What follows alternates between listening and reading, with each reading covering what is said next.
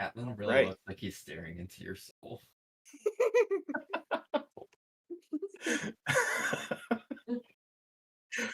Yep. Yeah, exactly. That's where we start off.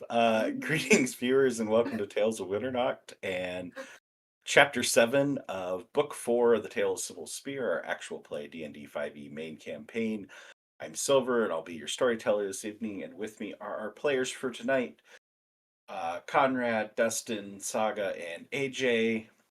For those of you tuning in for the first time, I'd like to encourage you to check out our other materials, miniseries, previous books, all that lovely stuff on our YouTube channel. Also, like to direct you to our Discord server and our Instagram. Join our community, interact with us. Links to all can be found in the About section of the Twitch channel, and I believe also on the YouTube channel. Before we begin, want to thank Smiteworks for Fantasy Grounds Virtual Tabletop Choice, Sirenscape for amazing ambient sound effects and music, which we'll be hearing here shortly, Discord for our voice and video, and Wizards of the Coast for Dungeons & Dragons 5th edition, the game we play. Tales of Winternacht is not sponsored by, nor are we an official representative of any of these companies, and the views and statements made during our game do not in any way represent those of the companies. We'll be continuing our giveaway again this week. We're looking to hit 120 followers. Upon reaching that point, we'll be giving away a set of D&D dice. Is that what I have down? Stickers. I think it's stickers. Sorry. Lovely stickers. There we go. AJ was on top of it quicker than I was. Featuring artwork of the main Cybil Spear party of 6, created and put into lovely sticker form by our amazing artist in residence, AJ. To enter the giveaway, you need to redeem 100 channel points to activate the enter giveaway option, and then join our Discord. Everyone eligible can enter once per stream and accumulate multiple entries until we reach 120 followers, at which time we will choose one entry as a winner. If you're chosen as the winner of the giveaway, you'll be contacted on Discord to get your mailing address so we can send you your prize.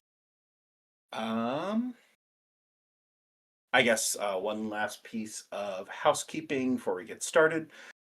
Looking for guest players for future sessions. Right now, that's looking at like October, November timeframe. If you are interested, it'd be for a 1 or 2 session type encounter, and you can look into that, get involved with that by checking out the Discord server right now is where the application is. I promise I'm going to find some time to post that in other places as well, but for right now, that's where it's at. You can find it on the bulletin board in the tavern. To look into that, to fill out the lovely application so that we know a little bit more about you, and then you'll be in contact so that we can get something set up about interviewing and getting a feel for what would work. So, yeah, hopefully we can get some new people in, new faces, and look forward to meeting some new friends, hopefully. With that, I'll turn it over to whoever's in charge of being, we'll call it the lore keeper for the week, who is our recap specialist this week. I'm taking up the mantle. Okay. Alrighty, so we started off in book 6, or in chapter 6, back in the tavern. Everybody was introduced. We had folks over in the tavern as Alfred was going around with his new companion, Wallace. The two of them were able to go ahead and meet with Tamerlane, and then Wallace went off to go pinch people after there was a comment about how that's how you know that people are real. And unfortunately brought upon the wrath of another of the newly introduced PCs, Caerdwyn, before going ahead and having Atlan accompany behind. It seemed like the two had been kind of around all over the place, and Tamerlane was also traveling. So Alfred was trying to pin down exactly where they entered the tavern from. But inevitably, Alfred went ahead and gave introductions, mentioning that he was from a group called Cybil Spear. Definitely talked about them in past tense, like they were all dead, but he did clarify later down the road, so that was quite helpful. He also mentioned how he had played these games before, and everybody started initially trusting Alfred, thinking that he was their path to go ahead and get out of whatever this was. We all noticed that we had keys amongst us, and we looked across these 6 doors. Tamerlane had a Rook Tower key. Caradwin had a Bone of Bonefire. Atlan had a Headstone and Heart. Alfred had a Cloud key. And then we noticed 2 doors that we did not have keys for yet, a Gnarled Tree and a Bundle of Rotted Wheat. Alfred went ahead and gave some pointers before we actually decided on a door, describing whispers that would be heard, as everybody agreed that is what they got as they went ahead and found their own keys. And we entered the bonefire door, as we saw in this dark space femurs and skulls with a green tinge to them, as it seemed like there was a small bonfire made of bones in the center of this space. There were 5 benches around. We had to play a twisted game of campfire proportions, as we were locked into the space.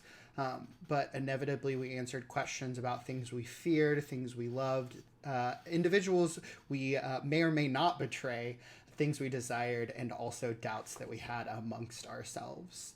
As the party got to know each other a little bit more, eventually the dome covering up the space released, and while individuals went off into the woods near the tree line to go ahead and try to find out where to go, we did find that back where we came from, there was now an open doorway.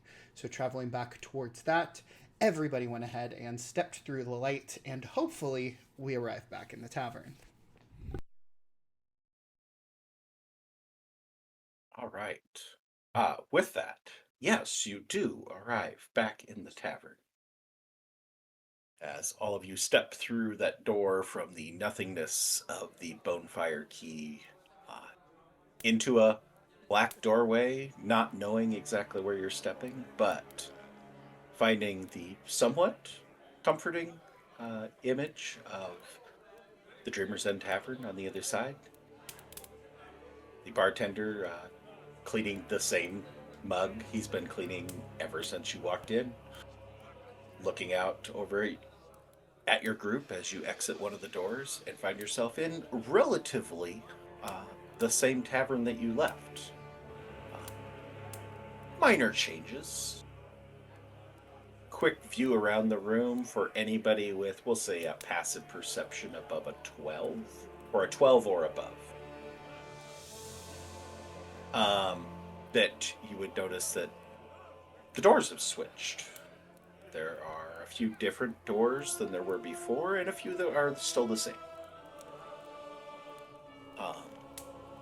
But before we get too much into any of that, and I am going to call on the 3 of you that have done this before to remind me of what I've done before, because it's been a bit since we did this last time. But if I recall correctly, you do not have to roll to remember the particular doors. The rolling to remember was just at the very end, and if you ate the food, drank the drink. We rolled to see whether you were tempted to drink and eat. We rolled at the end of each door. We did roll at the end of each door, and you had disadvantage if you had eaten or drank the food. Okay. And there was a separate roll to not be tempted by the food initially. It was a separate. It was a separate roll to not be tempted by the food. Right, because then that's where Kiesel and Alfred were going about, like, oh yes, the food looks so good. Yeah. Okay. Appreciate the clarification, so that I remember what my own rules were from 2 years ago. But Been a while. Anybody out there watching, this is Alfred's second time here. This is AJ and Conrad's second time here, but with different characters. And this is Saga's first time here. So we get a nice run the gamut here of different experiences as we go back into the Dreamer's End Tavern. But with that all clarified, um,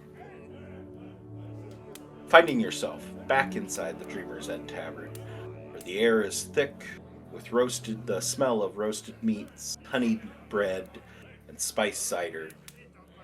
The laughter and chatter of the patrons continues as though never left.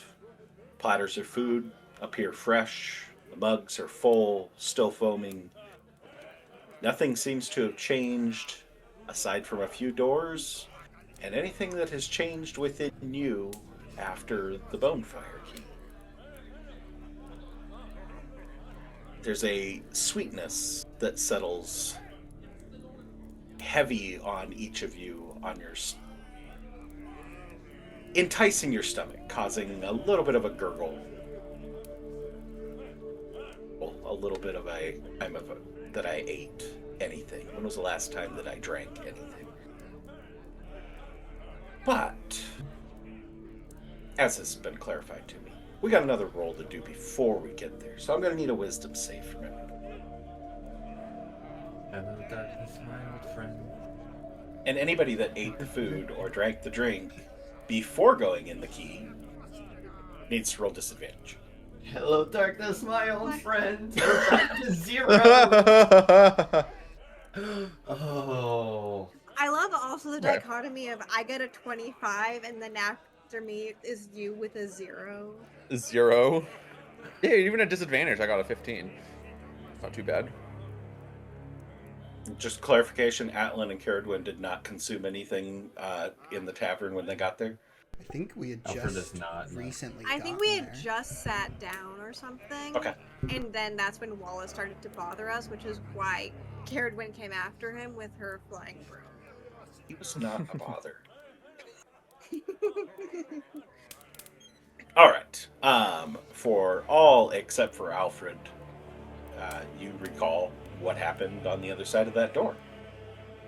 For Alfred, it's we're a little bit off from where you were before you went in, but it's kind of a little bit of Groundhog Day of starting this whole excursion over. You remember everything as to explaining the rules to these people, talking to them, but the whole passing through the bonefire key or the existence of the bonefire key escapes you. The existence? Don't recall Right. that. Like, I don't recall the experience, but I recall that the door existed. Right? Yes, you recall that there was a bonefire, that emblem on one of the doors. It's not there anymore. But you don't recall that anybody had the key and went through it. Do I remember planning to go through the key? Or Nope. go through? No, okay. It's like that. A whole experience, everything attached to that key has been surgically removed from your memories. Okay, fair.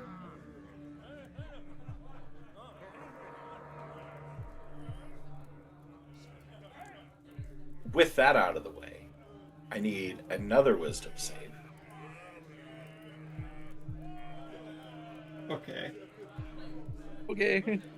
So many wisdom saves. The dichotomy. Look at Oh, that, no! Alfred. Swing to the other side, and Atlan as well. Well, I took the nat 1 from you. All right, Atlan, Alfred, Caradwin, you are all fine. I should probably have Wallace roll these as well. Only fair. Good on the first one. Yeah, he's Then technically a 18. party member, if a reluctant one on the course of everybody else's opinion.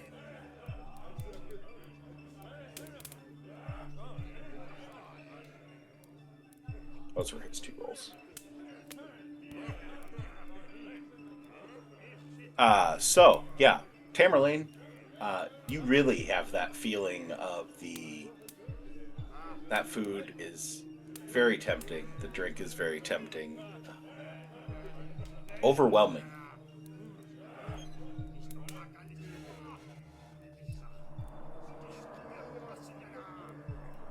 You know, I'm not have something to eat since, well, for a while. I'm gonna go get something. Why? No, don't do that. I just finished explaining that you shouldn't eat anything here. I had something earlier. It was fine. Earlier, it was like 5 seconds ago. No.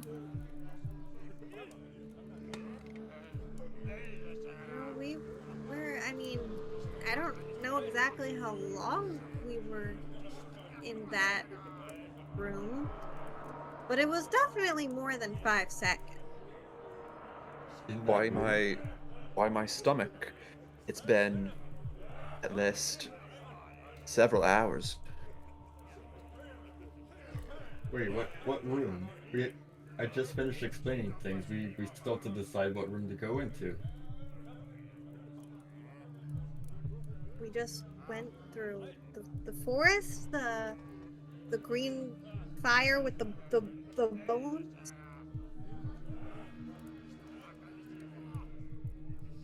The fact you admitted you don't like me very much. Which, no judgment to you on that part. We've known each other for less than an hour, so I really can't blame you there. I mean, it's not that I necessarily dislike you, but things, or you may not seem to like Infernus, and I feel like you hold that against me. Kind of pauses and thinks for a second. It's complicated. Okay.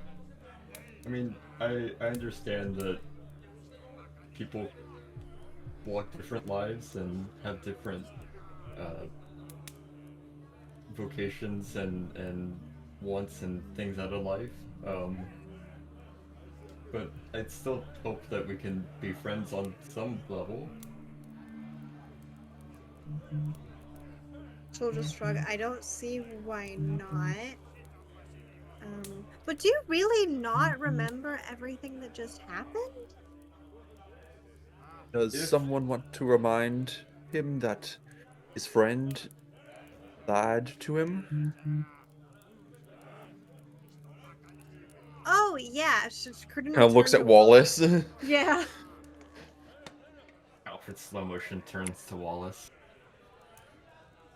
Oh.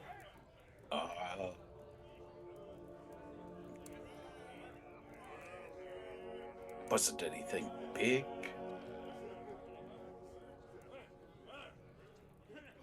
What do I not remember? If what you are saying is true, and we went through a door, there is a possibility that I could not remember the experience. Clearly. What did you tell me, Wallace? It wasn't a big deal, just the key may have suggested that it belonged to Terrahasa, but or so I found it in that wreckage, and in my mind it connected to her. I mean, it was cat folks screaming. So found it in the wreckage of a ship that, as far as I know, could have been hers. But that key didn't belong to her. No, I never saw her actually own it or possess it.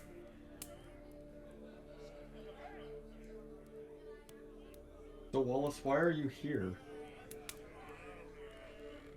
You told me this was the only place to get her back. Right, if that was her key. If that's not her key, then you've put yourself in a lot of danger for nothing, and I've brought you here and done that to you. But, I mean, there's a chance, right? You believe that? Don't have much else to go on. And it's there. He points across to the screaming cat folk door. Alfred just has his hands or his face in his hands for a second.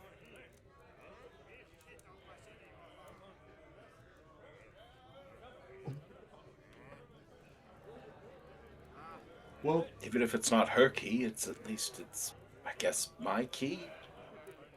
I'm very glad that I did not remember this door.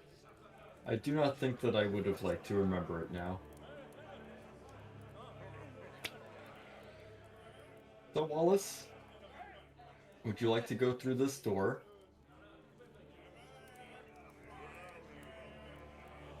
But you will. Can we think take a that second to... This You gentleman was- was going to get some food. Yeah. Tamerlane has, Right, yeah, during this please. conversation, Tamerlane has excused himself and gone up to the bar. Oh shit.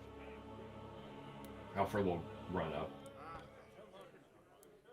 Please do not eat anything here. I have rations in my bag if you are hungry.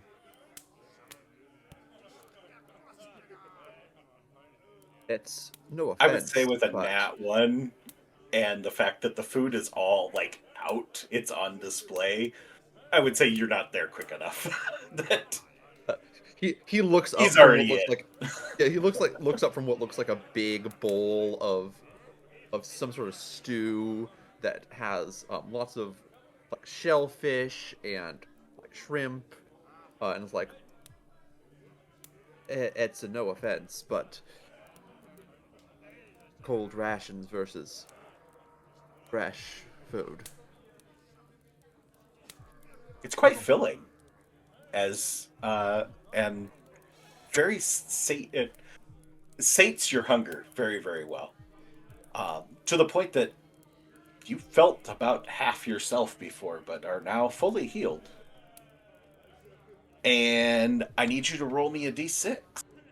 Oh man, oh yeah, I forgot about this. This was the best part. Yeah, oh yeah, it was. I don't know what's about to happen. Okay, a 2. So,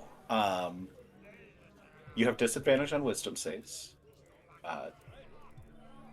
until the next time that we get to this point again.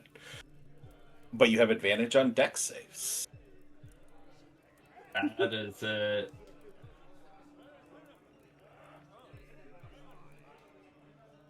Oh. Like just looks up at takes another bite and then looks up at Alfred. Do you want some? Alfred will just like turn his face away to not like catch sight of the food. It smells really good. He's basically eating bouillabaisse. Truly, truly, from the bottom of my heart, I would like to eat that. But it will make everything here significantly harder. And I want to get out of here. I dunno. It tastes pretty good. I feel pretty good. It's wonderful. It's the best food you've ever had, I'm sure. I It bet is. all my life savings on it. But the fact of the matter is that you see that I don't even remember something, and that's kind of what it also affects. I know I'm not the most perceptive, and so I guess I'm more prone to having gaps in the memory. I think I mentioned that a lot of my friends remember things a lot more clearly than I do from our previous excursion here. And part of that was also because of the food. I didn't know at first that the food is basically poison for your mind. It'll be filling, it's wonderful food, it tastes great, and it'll even make you feel like your wounds are gone, because they are. You look great. But it'll be harder and harder to keep a hold of yourself. Atlan at this point has been flying over top Alfred's head and will kind of barrel roll downwards to where he's just like kind of like leaning, floating next to Alfred. He's like, I'm getting a little bit of a problem with everything that you're saying though, because it sounds like you're becoming a little bit of an unreliable narrator. It's good food, but you don't want to eat it, but you don't remember. So if you don't remember, then how can you be sure that it's not actually good for you? The gaps aren't making sense. It tastes amazing. Yeah, that's why I wish some of them were here to explain. Because I know I'm not the best at, I guess, gathering my thoughts sometimes. I work better with my hands than I do with my words. You did say that you kind of didn't want to remember the last room, so if that were the situation, then it seemed to be no harm.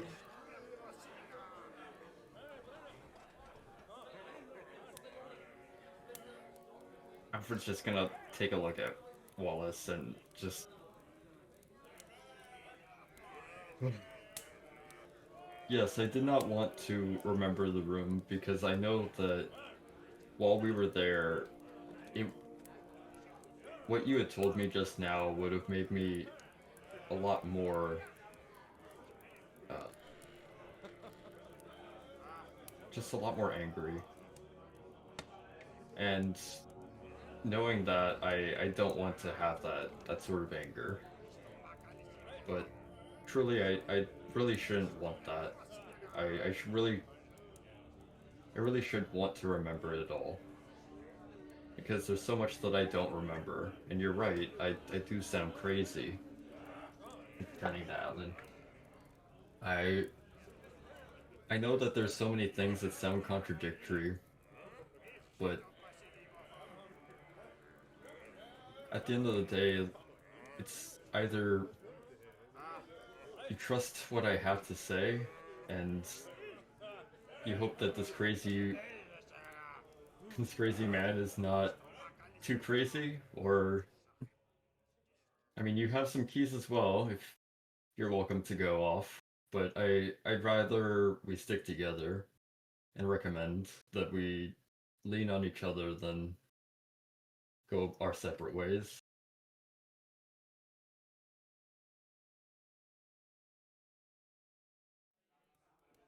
At one point I was called the leader of my my little group, and so many times I felt like I really wasn't.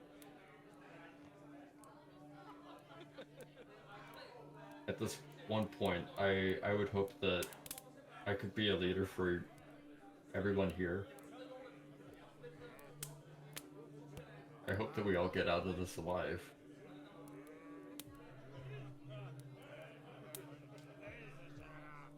Let's just stick with working together for now. So you mentioned at the end of the day, but I'm not really seeing any, and he's just going to kind of orbit around. Is there any indication of time of day in this place? No. Yeah, what is a day here? Since this is your second time around, do you remember that part, I guess? I should probably lead with asking you if you remember it. For me, I think our concept of a day was every time that we came back. This would be our nighttime, I guess. Our days would be spent going through doors, and our nights would be spent catching ourselves up from the horrors within.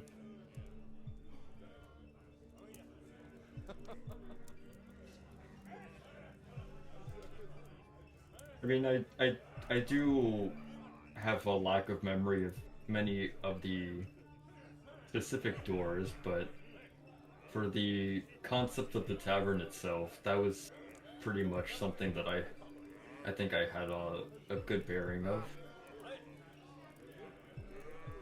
I think because it occurred so many times.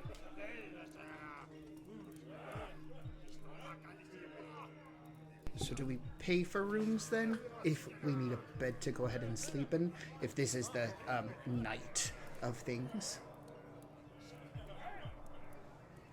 I don't remember paying for a room here, or paying for anything, honestly. Are there rooms here? Alfred will turn to the bartender. Bartender, are there rooms for us that are available? Or is there only food? Fine question. We're currently under a little bit of renovation. We don't have rooms available, but you are welcome to pull up a spot of floor or chair. But honestly, who needs sleep? What can I get you? Nothing, thank you. I'll turn back to the party. Well, The shitty tavern and not have any bedrooms. yes, it is the shittiest tavern that you will ever encounter in your life. No, I've been to a shittier tavern than this. Really, the Yeah. first thing I look for is whenever you go ahead and walk in, how many footprints there are on the floorboards. And this place seems pretty spick and span. And he'll go ahead and kind of like fly off just looking down. I've been in a tavern that doesn't even have floorboards. There was Most of one the ones where I've we been in found have straw on the floor, so it's an improvement here. there was one where we found there were squirrels in the attic. I'd rather be in any of those taverns than here right now. Here, the tell squirrels you and that. I had a very good conversation. About what? I? Acorns. What else? And accommodations. The attic was very nice. Despite, being having squirrels. Again, I'd rather squirrels than here. For sure, for sure.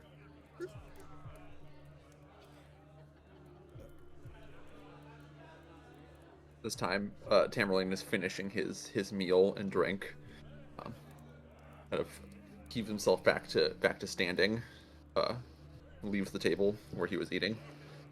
So, is it only food that's provided by the tavern that is a problem? What else is provided by the tavern? No, like if I were to make food here. Or I drink, think- I guess. I believe that everything that you have carried in is safe.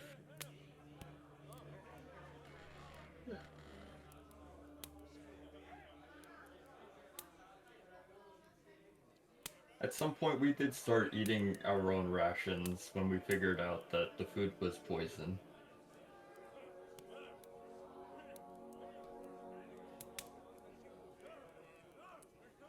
But that being Tasted said, pretty good to me. it's wonderful. I know. It will taste good. It's just I want to remember something.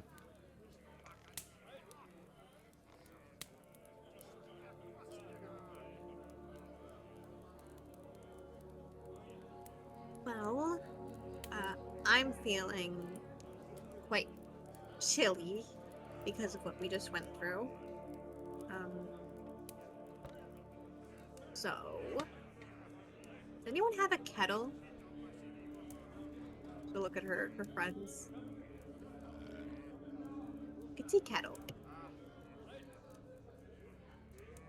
She'll turn to the bartender. Do you have a tea kettle I can borrow?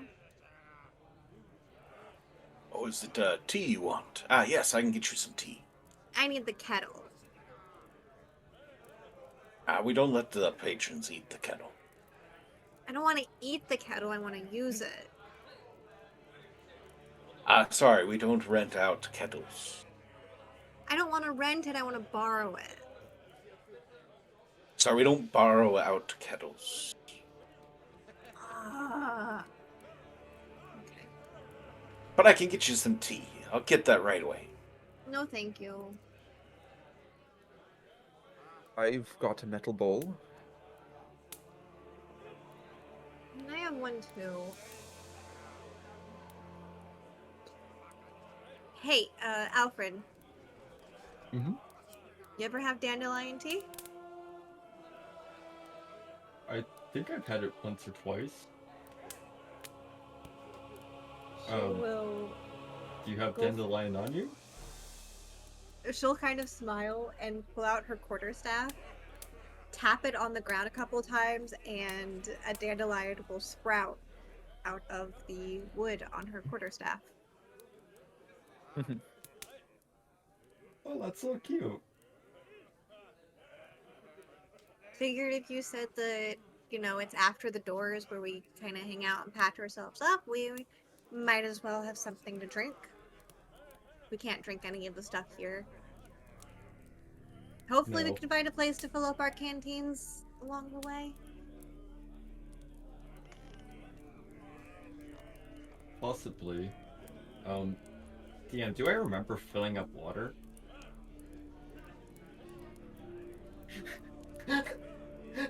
Probably not. After we'll just pause for a moment. Maybe we could figure out water. Yeah. I can get you some water. No, not you. Anything else I can get you? The door. Oh, there's 6 of them right over here. The door that will get me out of this place. There's 6 of them right over here.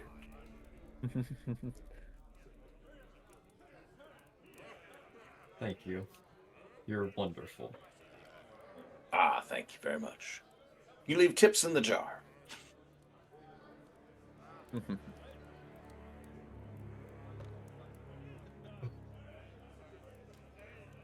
Right, is there any other he'll start looking over the rest of the party as well.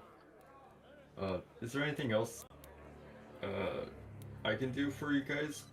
I know a little bit of first aid and have a bit of magic to help alongside.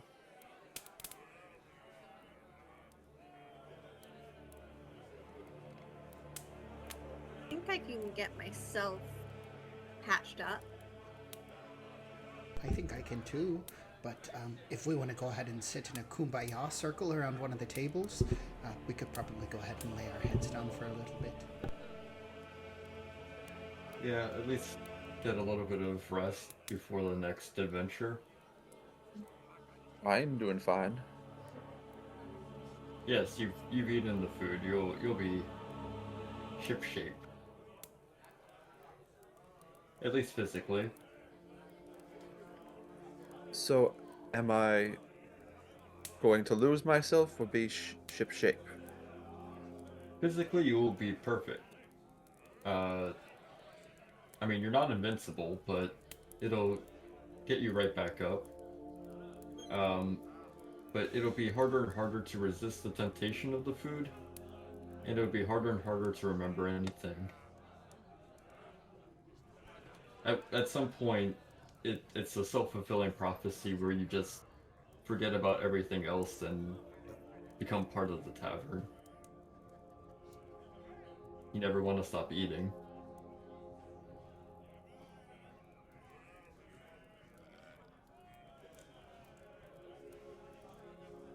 As you say this, all of you noticing that there's 15 to 20 patrons spread across the tavern that are all eating and drinking and have been since the first time you noticed each one of them.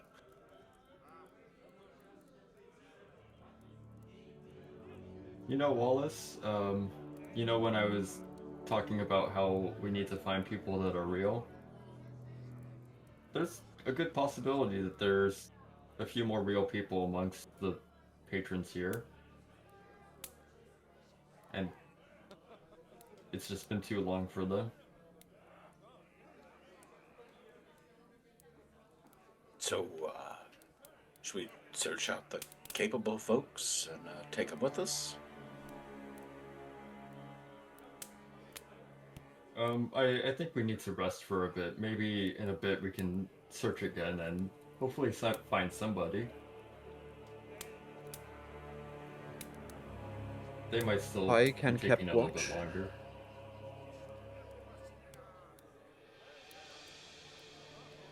I can take second. I'm fine. I can watch as well. I don't know what we're watching for.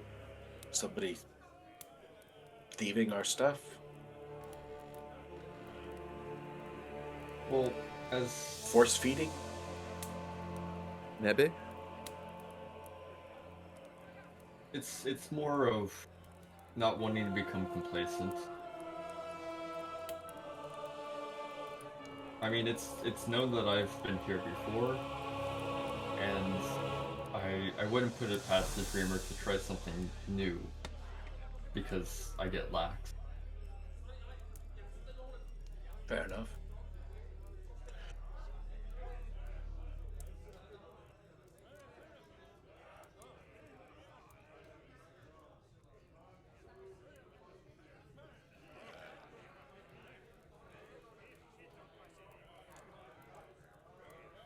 Yeah, I think I saw a table with some dice on it. Find something to occupy the time while the rest of you get some rest. Alright, just don't need anything. Yeah, I got the message.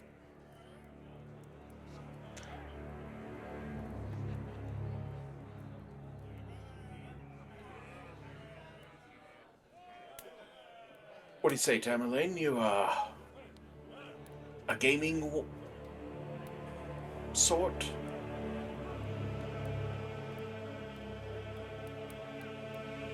I've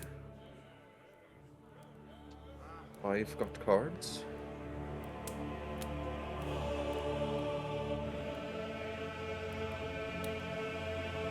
Always been a bit more of a dice man myself. Cards go fluttering on a rocking boat. It's a little bit harder to track them down, but the dice just adds an extra element to it if the dice keeps rolling. I've had better luck then on a boat. Dice is just chance. Cards is skill. That's fair.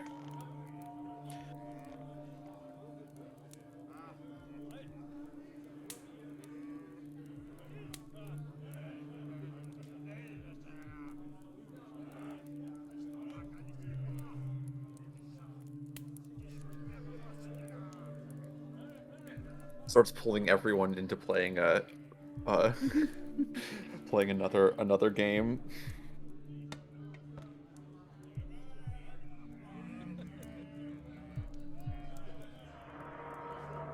Are the other three resting then?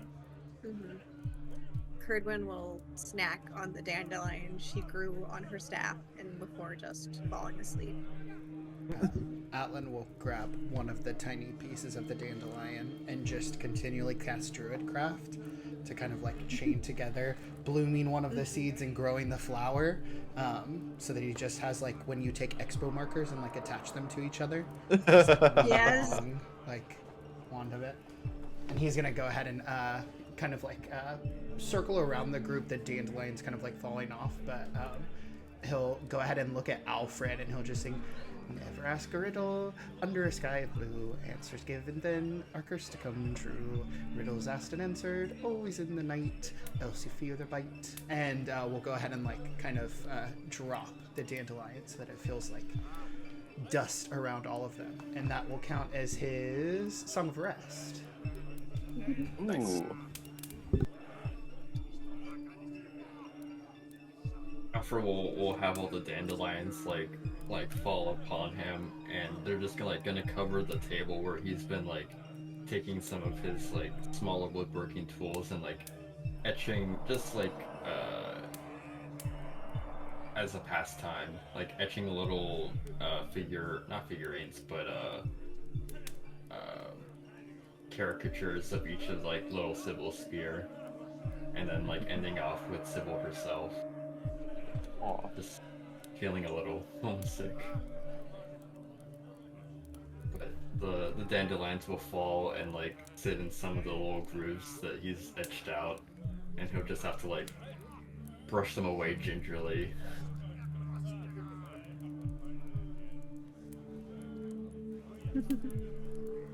I fixed your Song of Rest, so it's the right. So it's D8s instead of D6s. Appreciate it.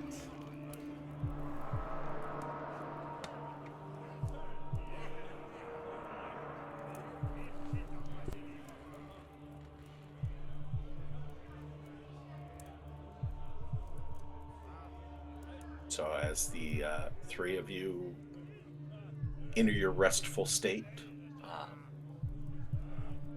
wouldn't say that Tamerlane and Wallace are necessarily doing anything super active, sitting playing cards, but I suppose the two of them have a little bit of opportunity for some conversation.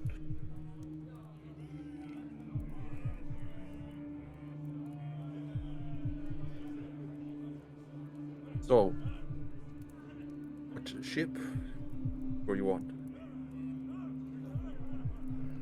Oh, for the last nigh on 3 years, I've been on my ship, the Lonely Moon. Just a small vessel, but gets me where I need to be. Work with a smaller crew that way. What about you? Oh, I've been on many a ship, going from ship to ship. There have been several sinkings or crew getting lost.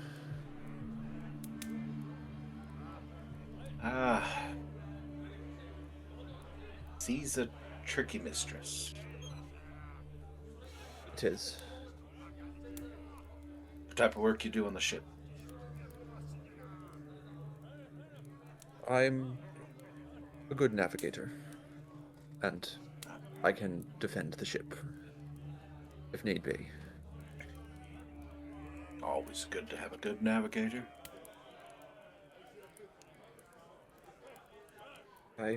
I've gotten quite adept at swimming as well. Also a good skill to have. Mhm. So, remind me, how'd you meet those two? I was in between jobs, headed up the river and through Varia and Telluria. Got a mercenary job, transporting some goods.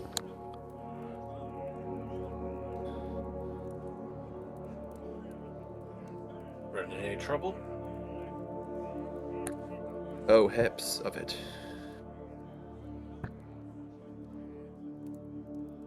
I try and steer clear of anything that dangerous. Maybe back when I was younger, but Well, life's been nothing but danger.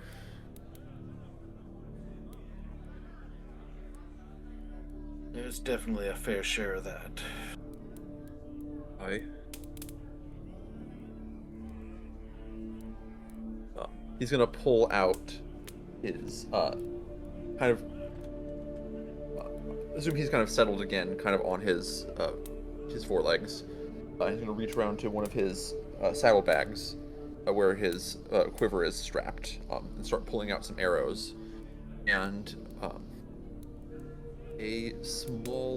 pretty surprisingly small and delicate knife, as well as some looks like some ground like seashells or like bits of ground ochre or rock, and he's going to take several of his arrows and start, as they speak and as they people rest, start very finely carving like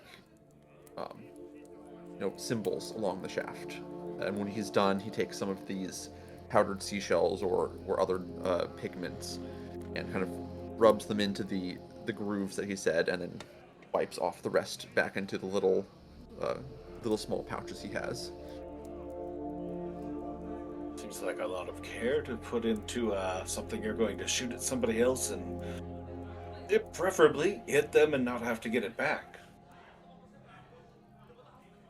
Aye, that is the way with arrows. Just make you feel better if they look pretty as you put them through somebody or something. If we end up having to shoot them, you'll see why the care is needed. It's intriguing. Look forward to seeing that.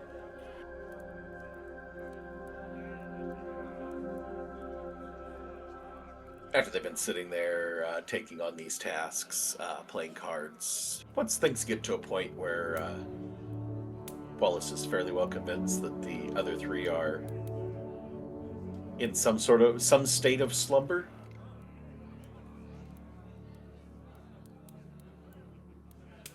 I'll look over to Tamerlane and say, it's a lot to grasp. I mean, don't get me wrong.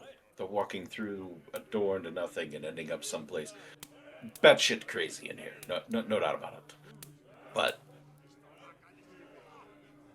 I'm not sure how much. How do we know we can trust anybody?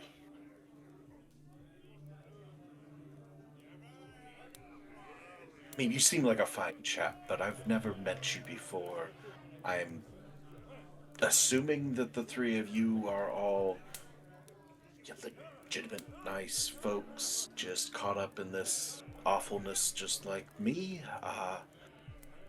But, I mean, I can't help but deal with this little nagging feeling that he told me I needed to go in here in order to save the love of my life. Aye, but it seems like you didn't tell him the whole truth either. Fair, but would we have ended up here anyway? I don't know. I trust how'd you these end two up to here? not. How'd you end up here? Somebody guide you, tell you you needed to go do this to save something, save someone? No. There was a party in the town I was traveling through. Ray, Yeah, food Eagle and drink. Fall. Yeah, Ray, food and drink. Came for it. And then was not able to get out. So that's the thing. If, you, I, Alfred here, all just walked into a party and got stuck in an endless one. Did anything that happened before really matter? Or were we already going to walk through that door at some point? And these two didn't even walk through that same door. They were other side of the mountains. Aye, if they are who they say they are, I trust them not to stab me in the back at least. I'm still not sure about the two of you, but Alfred seems to know what is going on. But We'll again, stick that's together the thing. until... We're at the mercy of some cosmic being that's powerful like a god. And he just happens to have survived, got out of this, and now he's back? We trust that he's not working with him? I mean, it was his party that you and I walked into. Aye, you're not wrong. But do you have a better idea? That is where you have me. I don't have a fucking clue how we get out of this. And the best plan seems to be following what he's proposed, so I'm willing to go along with that. But I'm definitely going to keep my eyes peeled for any indication that he can't be trusted or that he's misleading us in some way. I mean, he seems like a fine chap. We've had a good travel together, but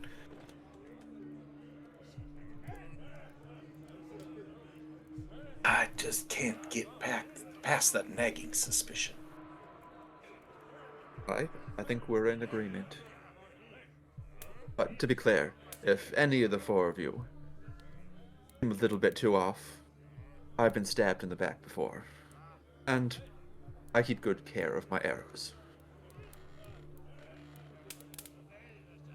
I think we can both be on the same page there. If any of you show any signs that you're not to be trusted, gonna find whatever exit I can to get somewhere where I can be at least somewhat assured that I'm in control of my own safety, but I don't see any sign of that yet. If it comes to it, that bar cap has got a lot of alcohol. Most of it's flammable. Well, there's that. Never been a big fan of fire. You know, fire ships don't tend to mix well, but fires taverns, it's worth an experiment. Wallace reaches in his pocket and goes and taps the little bit of metal on the table. And then he holds it out, just like pointing it towards the 6 doors. Looks like you and I are the only ones with keys that go anywhere right now. You've got the As dice? you look. You want to roll? Oh, I'm not meaning we go gallivanting off, but Oh, no. just what do you think we do? I mean, there's that withered thing again. This one, and he holds out the bow of the key for you to be able to see which one he's holding. A piece of sheet music, I'm guessing? Or maybe the paper's singing, I'm not sure what that's supposed to be. Some sort of wagon. Some sort of spinny deal, maybe a top, I'm not sure what that is. Then that one seems to look like the key you had to the tower. Mm-hmm.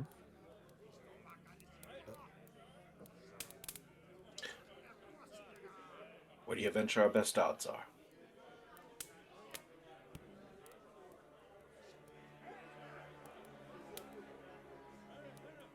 I think that no matter what we choose, it's going to be a problem. Well, if it's anything like the last one, at least it's more psychological damage than anything else. I think we can handle that. I've had my fair share of that. I imagine you have with all the sinkings you mentioned. I can get out pretty well. He pats something in his coat, hidden away at the moment, in a pocket.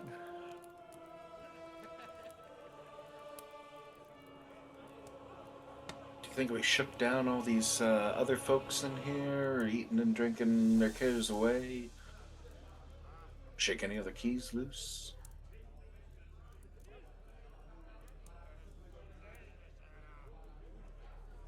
Maybe? Of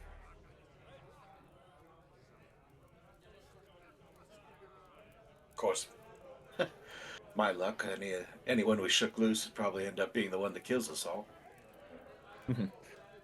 If we run out, then we can figure out if we need to do that.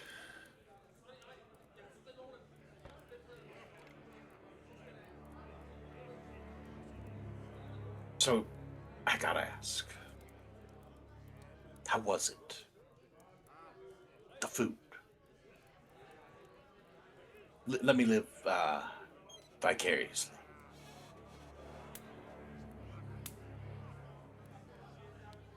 It tasted like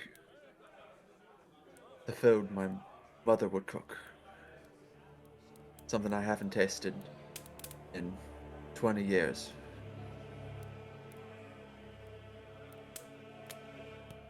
just like closes his eyes and just like he's trying to visualize the sensations. Gives a good draw in of breath. It is tempting.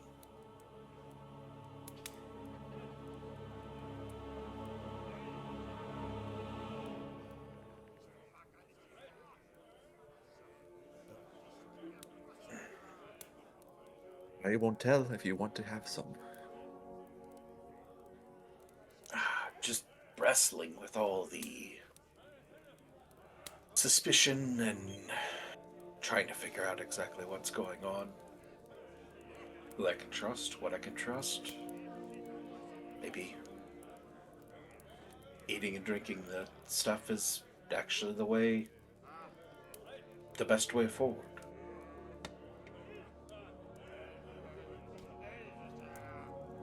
I mean, there is something to be said for the happy smiles on the faces of most of these folks. Right?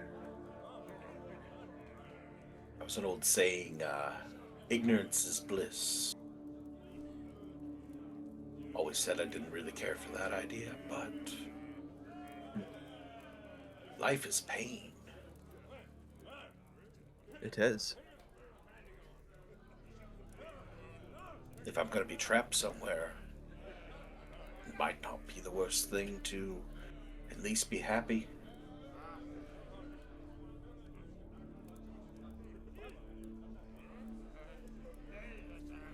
We're prepared. If you're not going to have the food, I recommend you take a sleep with the rest of these folks.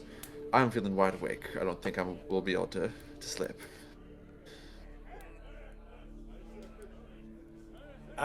Thankfully, I'm alright.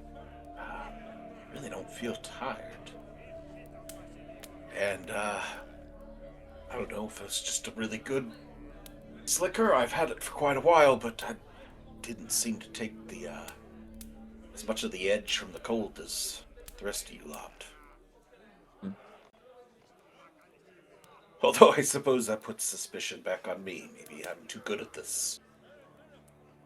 I'm sure I'll prove that wrong pretty soon.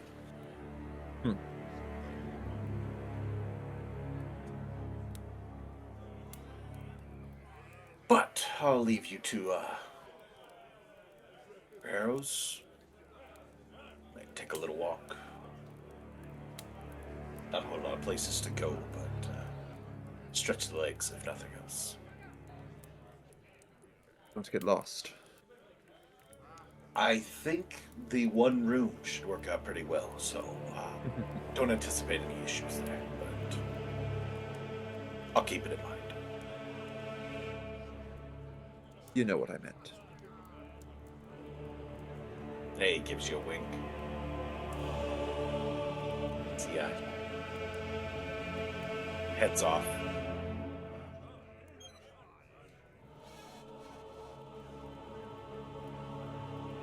Say eventually, unless Tamerlane has anything he wishes to do by himself, you would eventually get to the point of swapping with Alvin. I don't know if Tamerlane's going to go to sleep. He doesn't feel tired after eating his food, having his mug of cider. So it'd just be up to you whether you wake Alfred or not. No, he's very much feeling like I'm doing good. I can let them sleep. Unless people have naturally, have the good luck to naturally be able to wake themselves up for things. Alfred's has the that best of the world. He's not like Selena's bad, but he's a decently asleep sleeper. But eventually you would end up with, if Caradwin is just trancing, it'd just be a matter of whether she's trancing or sleeping.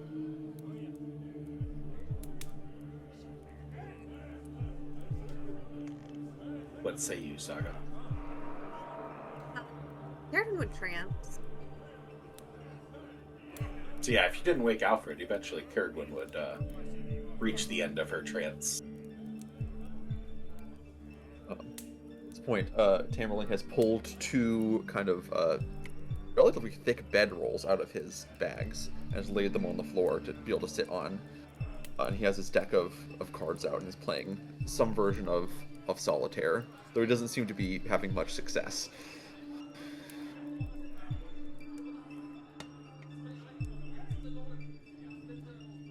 Yeah, once the trance for Caradwin is over, to see that, just remembering that Alfred was supposed to be, and woken up, she probably was like sitting cross-legged on the floor, like behind whatever chair like Atlan was sleeping in.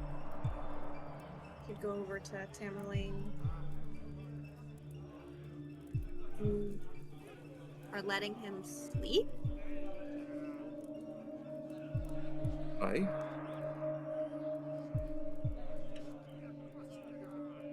Fair enough. This seems to be and she'll plop down in the chair across from you and just like fold her arms on the table and like lean on them. This seems to be driving him a little up the wall.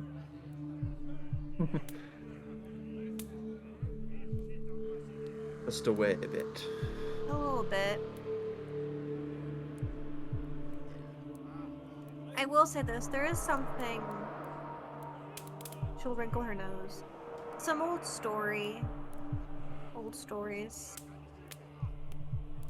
about, Aye. you end up in some magical place, don't eat the food.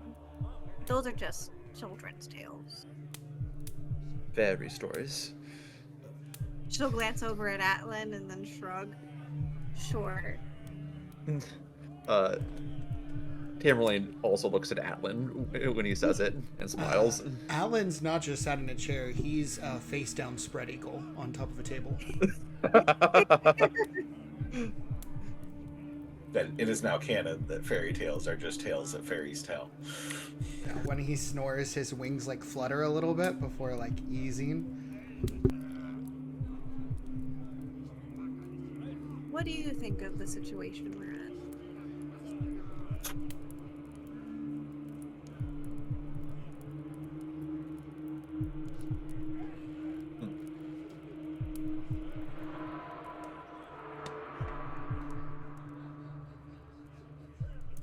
I think there's something else going on. I met you, the two of you, weeks ago, and show up here together.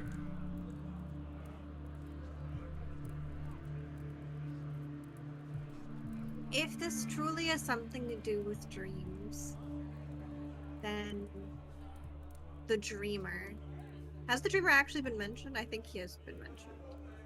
Yes. Alfred mentioned Yeah. him, yes. The dreamer.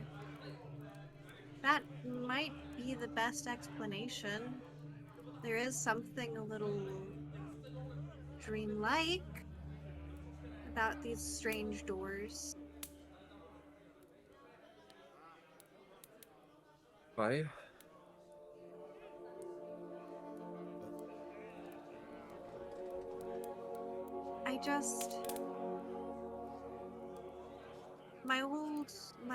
the leader of my circle, he used to tell us, especially when I was back in my training, is dreams can be many things. Never fully trust them, but never set them aside either.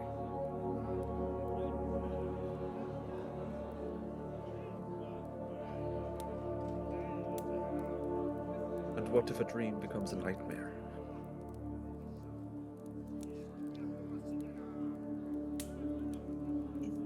If it were to be a nightmare, then that would be a warning of some kind.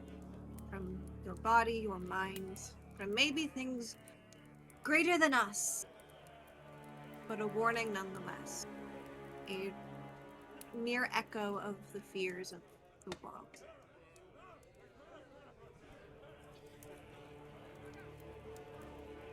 I might not like the gods very much, but I do believe in...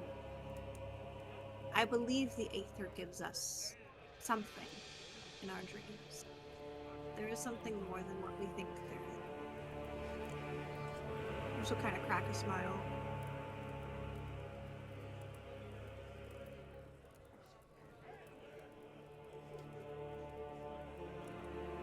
Maybe there's a reason elves learn not to sleep.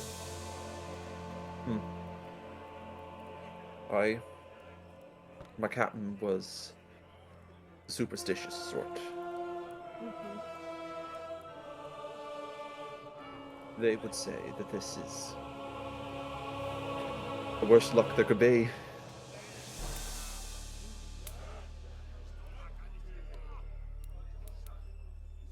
I think there's worse. They believed their dreams.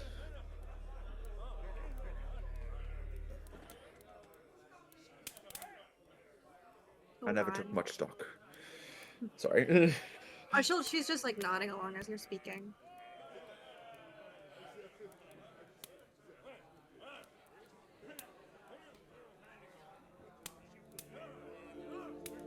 I mean, sometimes messages are sent through dreams. Sometimes they're not. Sometimes it's just a memory. But that's my question. If this has anything to do with dreaming, then whose memory is this? Whose dream? Exactly. Exactly. It's not mine. I can tell you that. Nor is it mine. There'd be a lot more trees. And flowers. I'm not this creative.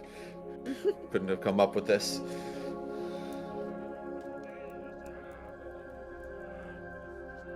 Conrad, I'm going to send you something quick, but I don't want to say it out loud, so I'm just going to send it to you. Ooh. Well, this is exciting.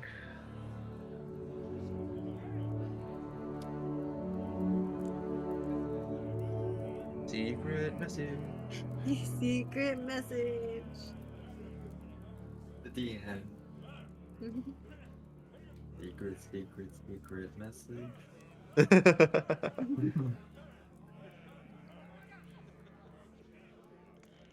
I do hope there are still other real people here. And she's kind of looking around at the others.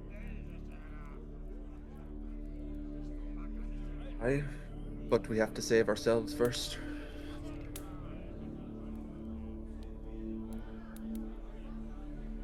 Yeah. That's fair.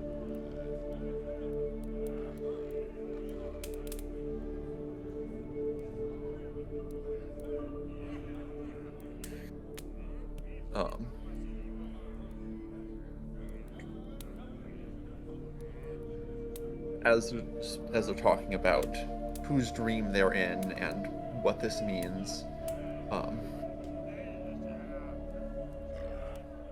Hammerlane starts actually seeming a little bit distracted. Stopped kind of looking at you and is looking over your shoulder. Kurdwin will like turn around and try to like follow their eye line. Sorry, lass. That one's just a little bit too close to home. He's looking at one of the doors. Which one? The one that Wallace had described as maybe a top, but looks more like a cyclone or a hurricane. She'll kind of look at that door and just slowly nod. I think I understand. What do you think the odds are that each of these doors is one of our dreams.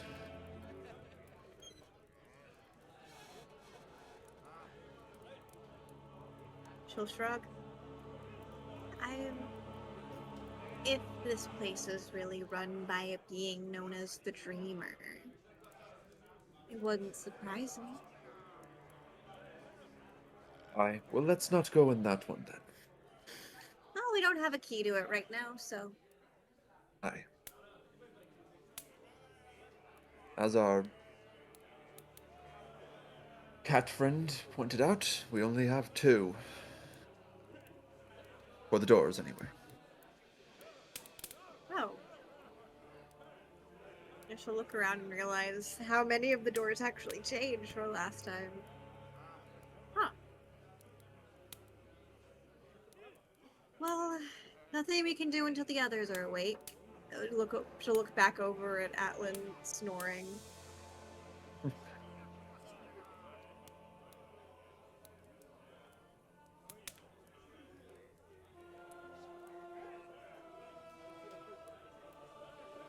He probably snores a little bit too heavily, and just like his head goes up and he hits it towards the table before just kind of pulling himself up a little bit. He's going, sorry about that. What exactly is going on? And he'll kind of like lazily flit over. He can't even keep his altitude, as he'll fly over to Tamerlane and Caradwin. Tamerlane is gathering together his cards and reshuffling them as he just lost another round of solitaire. So starting to deal out another tableau for him to look at. Just talking about, fact, what we're stuck in. Oh, right. Yeah, not the worst tavern. It hasn't exactly shown its true colors yet, I suppose. But then again, like I said earlier, I don't know if we can necessarily trust Alfred. Don't look at sleeping Alfred. Alfred's got like one arm on the table, one arm off the table, and he's like just drooling off. He has a madness born of experience. I think it's justified. Still, he seems crazy, but I believe that he's been through this before. Aye. DM, how long into this long rest is the group? At this point in time, if Atlan's up, would be 6 hours. Okay. Or what seems like 6 hours, because time's a little bit funky. Sure.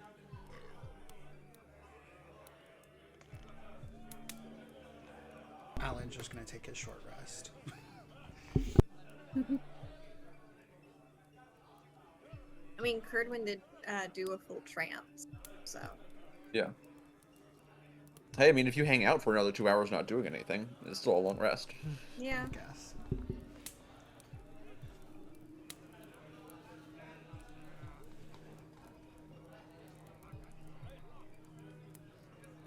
Wallace is Doesn't seem- standing over at the fireplace, pipe in hand, just kind of on his own.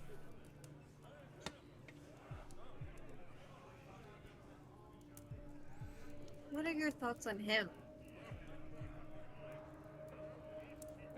She'll kind of nod towards Wallace.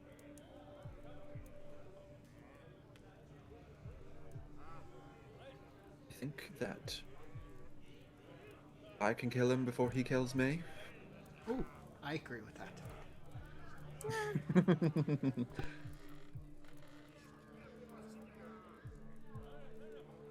There's something else about him. I can't put my finger on it.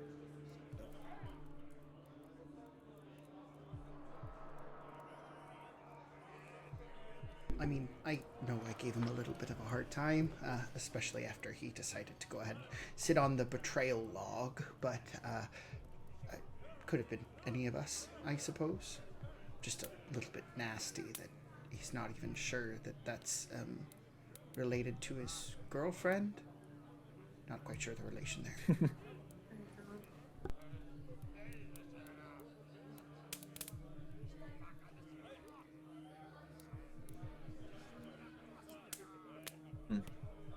I mean, so long as you two are sure you could beat him in a fight. Oh, I We're don't know fine. about myself. I just would put my bets on Tamerlane. Oh yeah, no, that's fair. I think that the three of us could triply beat him in a fight. I'm mostly relaxed because I think the three of us could beat the two of them in a fight. I think so. I mean, if Alfred says that he's good with his hands, all we have to do is lob him off, right? Or tie him behind his back, if anybody's particularly deft with knot tying. I've tied a few knots in my day. I could figure it out pretty quickly. Do I have some rope in that? Checking if you have rope is dastardly. I have rope. I also have rope. I also have a jar of leeches. I forgot about that conversation when we created Caradwin. She has a jar of leeches. Alive? Tamerlane reaches over into his other saddlebag and pulls out a length of rope, and we'll begin showing Caradwin how to tie some basic sailor knots. Oh yeah, she'll grab her own rope and start practicing with them. Absolutely. Boy Scout training over here.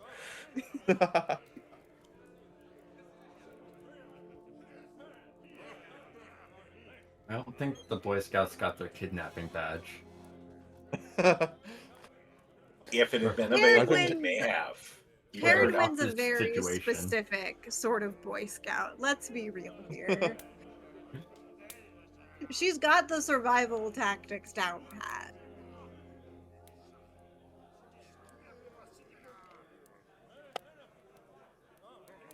All right, as you commence your knot tying instruction, eventually getting to a point where Alfred would wake up.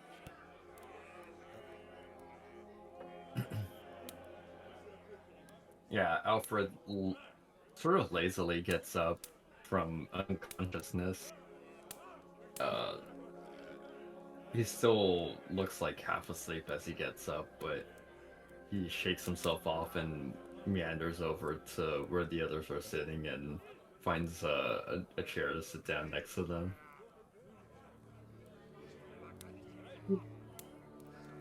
Good morning. Morning. Well, did everybody rest well? Where'd Wallace go? Is Wallace still standing dramatically in front of the fireplace? No, he's walking up to the table around the same time that Alfred's plopping down in his new seat. Right here. cool. Ah.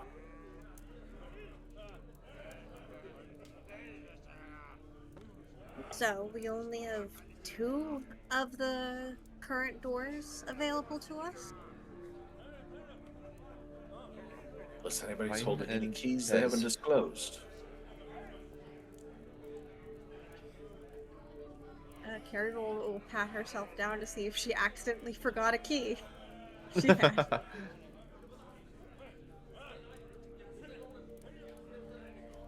I guess the only type of key that we would have picked up in that last room was probably a skeleton key.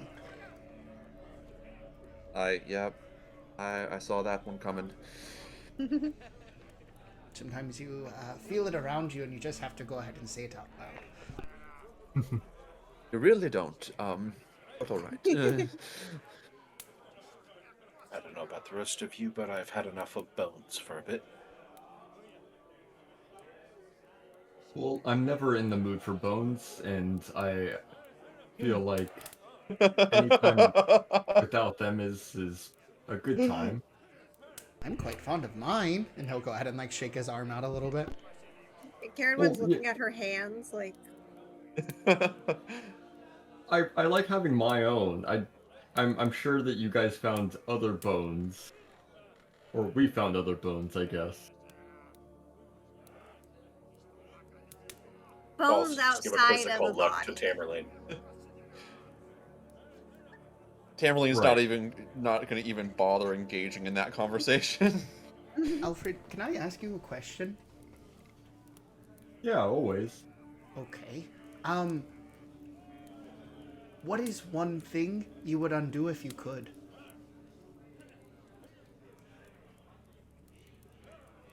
Um,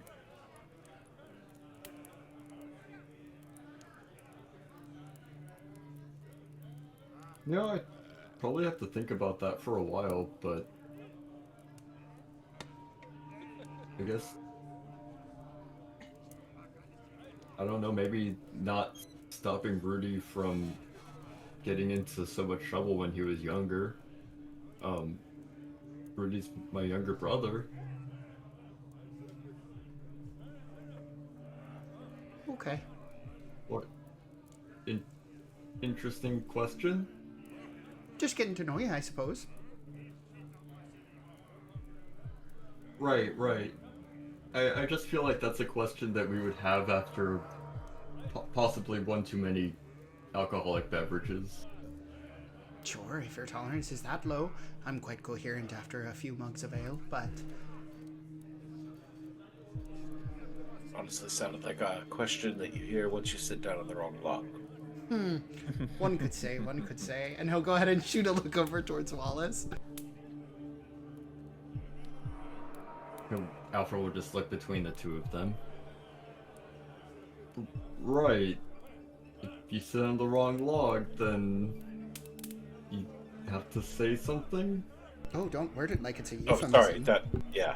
But we all sat on logs. You sat on a log. We all had to say shit we didn't really want to say, but I think we all told the truth or didn't. I don't know exactly how that all worked. So, You participated. You just don't recall. You didn't miss much. But that's not what you said. So I figured it would be worth it to ask. Still trying to make out exactly what it means to lose track of everything that happened inside of one of the rooms. what did I say before? Oh, well, if you think about it hard enough, you'll know, won't you?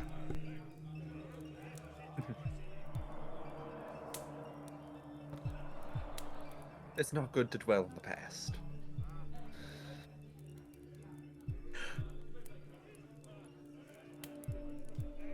Well, While he attempts to figure out how to untangle that logic knot, where to? What do we do now? More doors, more keys. Gerda will lean forward. She'll point at Wallace, screaming catfolk, and then she'll point at Tamerlane for the tower. Seems to be the choices. If no one wants to make a choice, let's go with mine.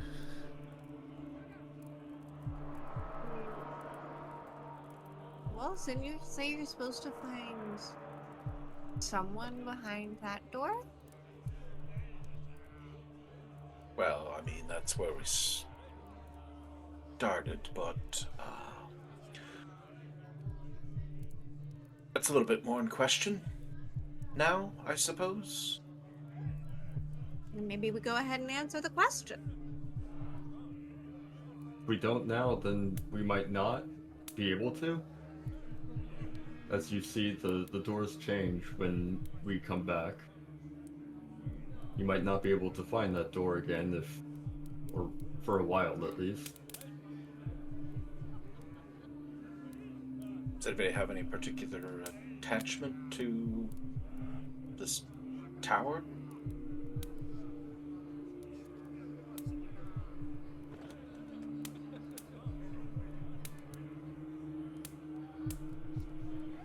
What? No? DM, Guessing what- not. Does the tower look like anything in particular? It's just a generic tower? Like a castle tower? You wanna? Let's see. Yeah. Tamerlane will pull it out and set it on the table. Oh yes, it's a rook. That's what I said before.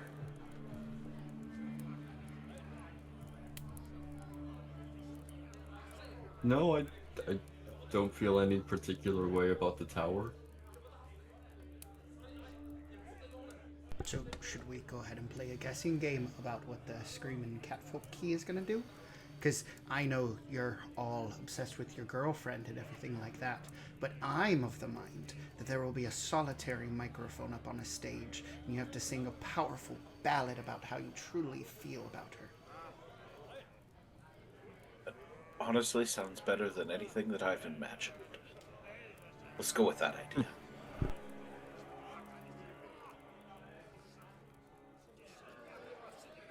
If we're unsure, we can leave it to chance as well. He'll gesture to the dice. They've kind of been pushed over to the edge of the table, but we could always roll and say. Gambling is going to be the end of you, though. You've lost a solitary game at least twice while I've been watching you.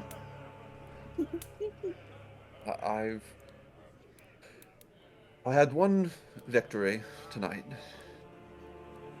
You don't have to say how many games you played in total, though. I do not.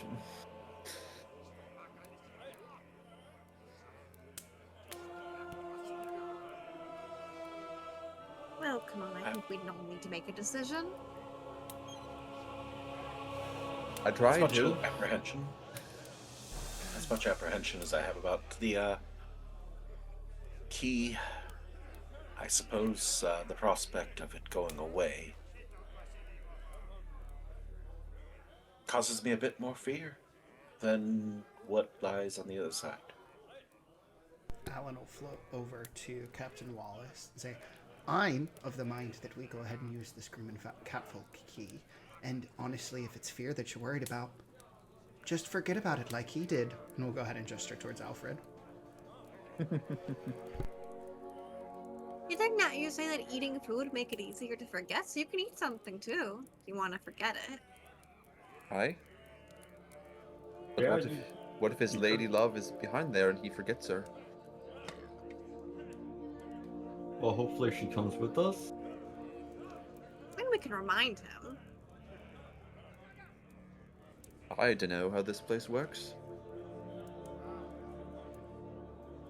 I'm always in the camp of not wanting to lose my memories, but I can understand the allure of the possibility.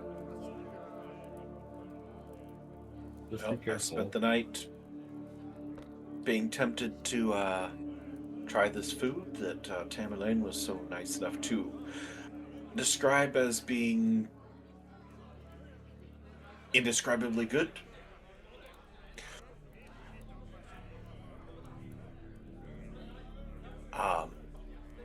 And I resisted, even knowing what it meant. I think that ship has sailed.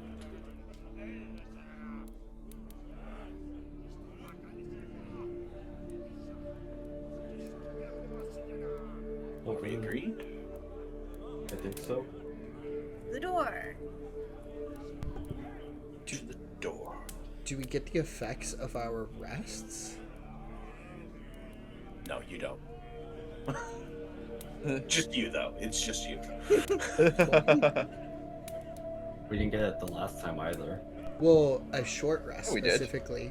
Atlan's not taking a long rest. No, we got long rests last time. Did we? Yeah, we did.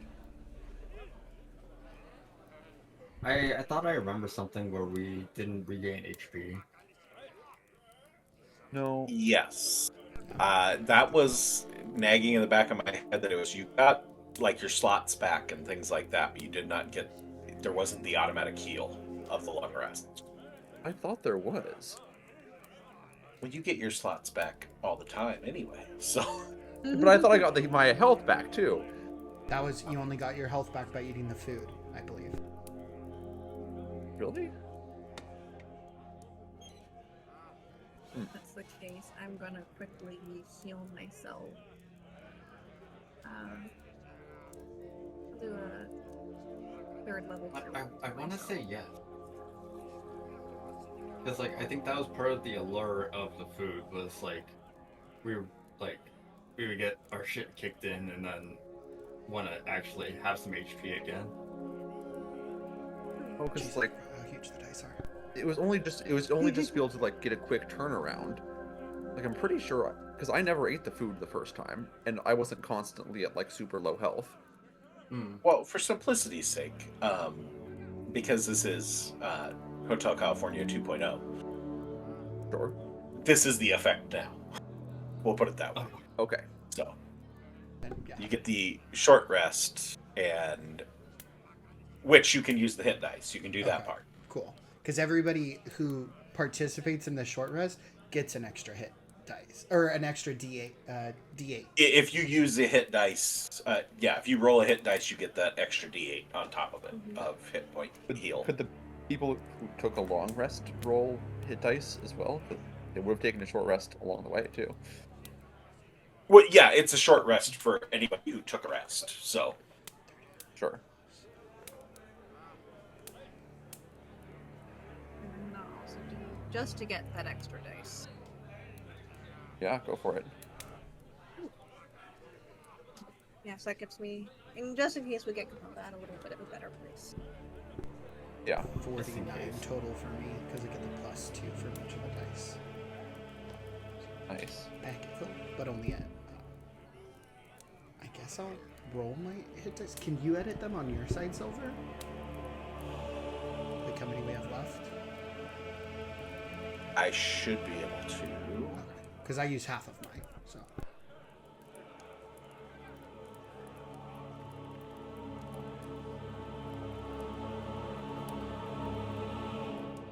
Caradron, yours counted. It's just Yeah. showing 9, so yours went. It'd just Mhm. be Alan's to change that.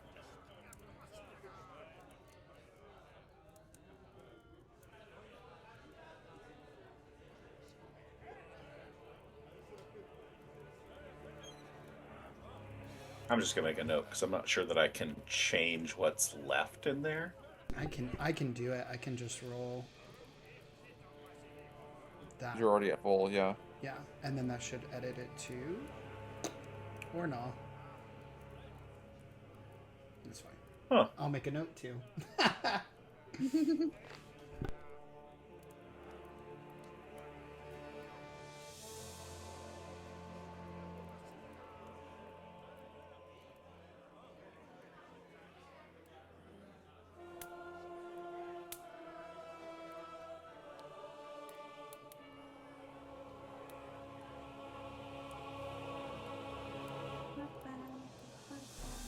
Okay, so we should all be good there. And heading for the screaming Cat. metal rocker catfolk, right? Mm-hmm. Yep. They're on the rocker. They're old. No, I just have to go completely rebuild the encounter because AJ has changed it to being a Singing karaoke competition. night. Yeah. Right, so we'll take a 30-minute. If you're not singing I'm Every Word. Hey, I did pretty good in 10 minutes last week, so I think I could probably That is swing it. true. Yeah, I don't doubt actually. I wouldn't mind taking a break though, still. Yes, we will take a break before we start. Okay. So, all of you agree on the catfolk door, make your way over there as Wallace takes out his key, places it in the lock, and turns it, opening the door to a black abyss on the other side. As you each in turn step through.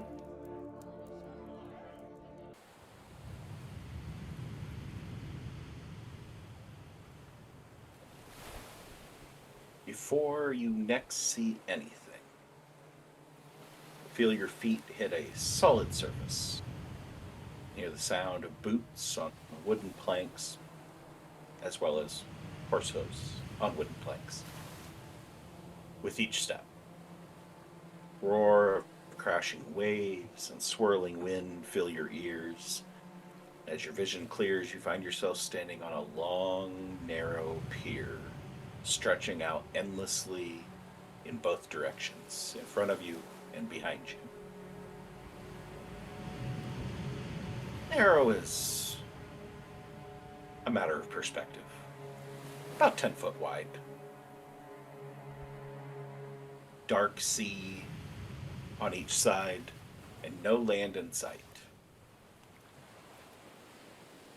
Pier sways suspended over the black abyss.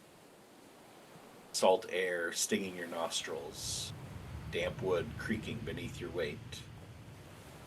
Far below, the tide churns with impossible fury.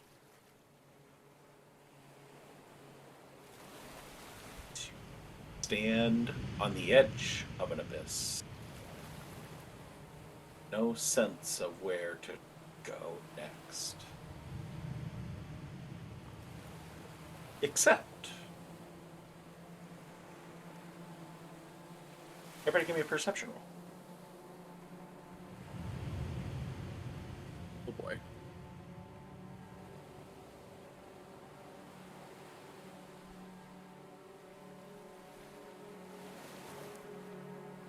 Thing I'm good at.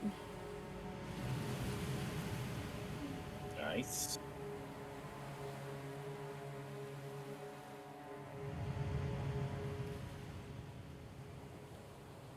Caradwin and Tamerlane.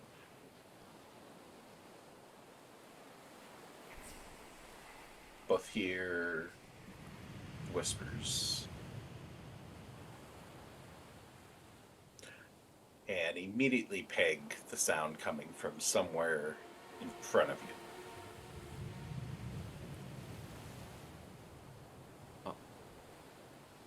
Tamerlane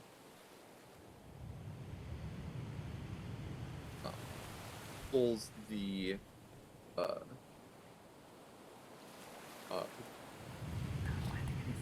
pair of goggles that he has had just kind of hanging loosely around his neck, and he pulls them up so they fit tightly over his eyes as he looks ahead. Doesn't really change anything, but just the future. Scanning and seeing if he can spot anything that might be making the whispers.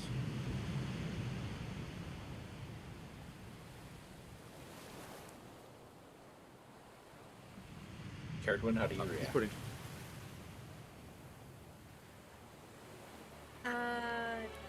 Caradwin hearing the whispers. And the last time she heard them would have been when she found the key, I believe. Yes. Be the only other time you've heard them.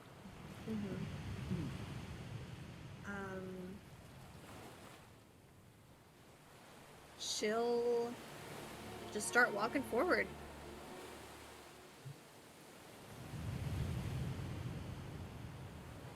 All right, the two of you, give me perception checks with your eyes.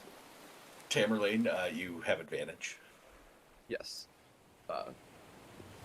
Tamerlane has eyes of the evil. He puts them on and like zoom out.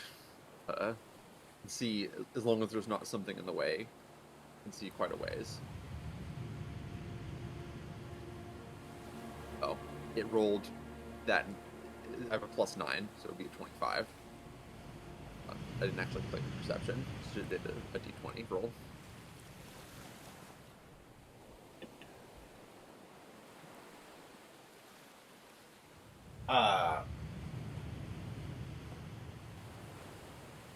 Notice just a little. There's not a lot of light out here on this pier to nowhere. But the faintest glint catches your eye as you both, about the same time, both catch sight of just a little quick reflection off of something metallic stuck in one of the pier pilings up ahead.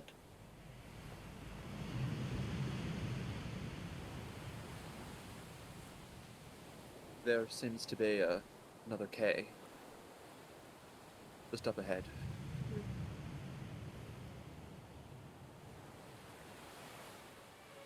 That's what we're here for, at least.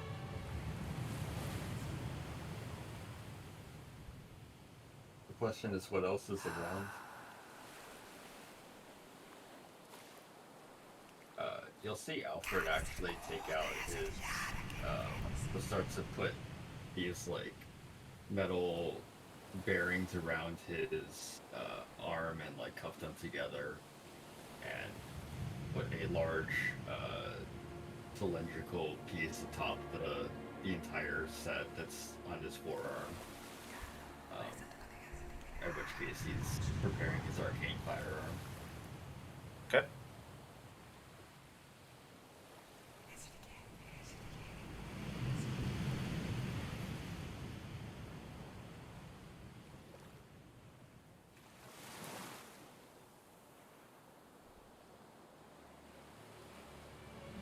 We'll walk forward and see what this key is. Yeah, How Caradwin's far? continuing to just walk forward until we reach it. How far up is it?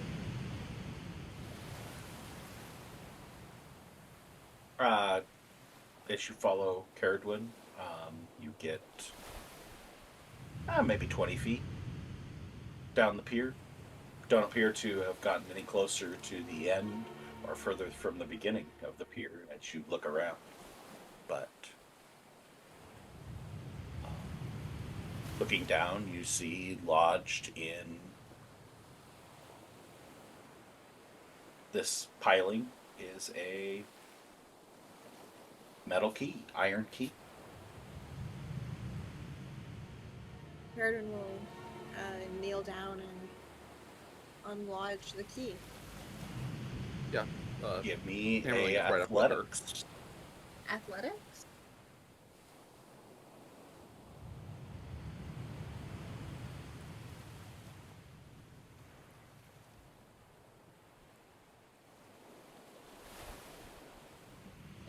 Got a Tug 10. at this key, but it is firmly lodged into the piece of wood.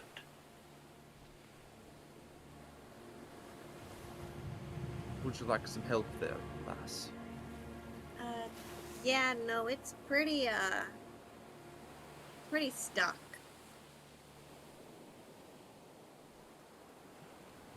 There, let me try. Can Tamerlane try and yank it out? Give me athletics. I have slightly better athletics.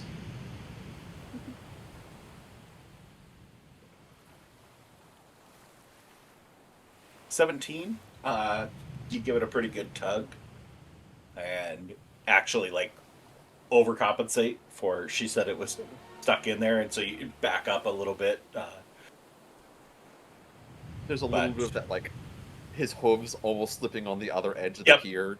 as Getting he- back as to he the other pulls edge, back. and there's Oh, that fear. Yeah.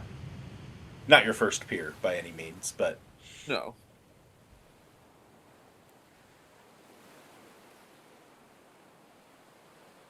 and you have dislodged the key. Looking at the key, it looks semi-familiar, as it is a image of the bow is made into the image of a gnarled tree with a face on it.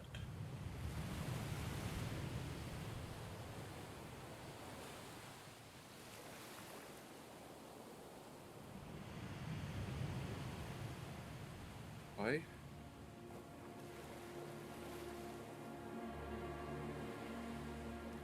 Great, another tree. My favorite.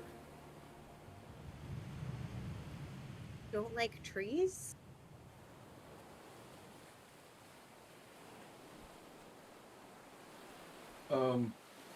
It's complicated. It'll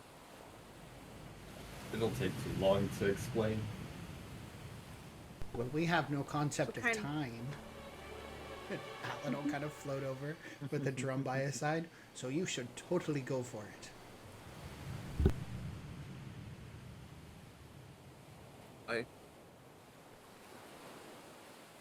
I like trees.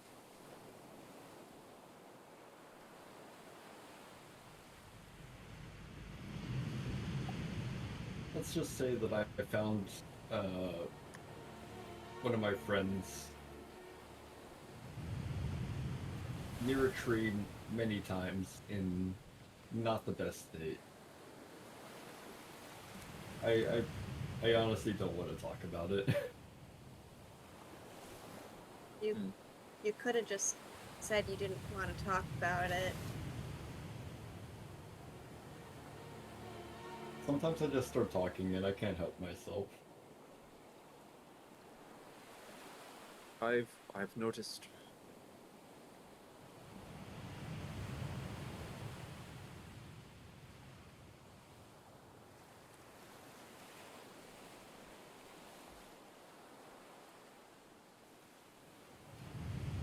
It's passives.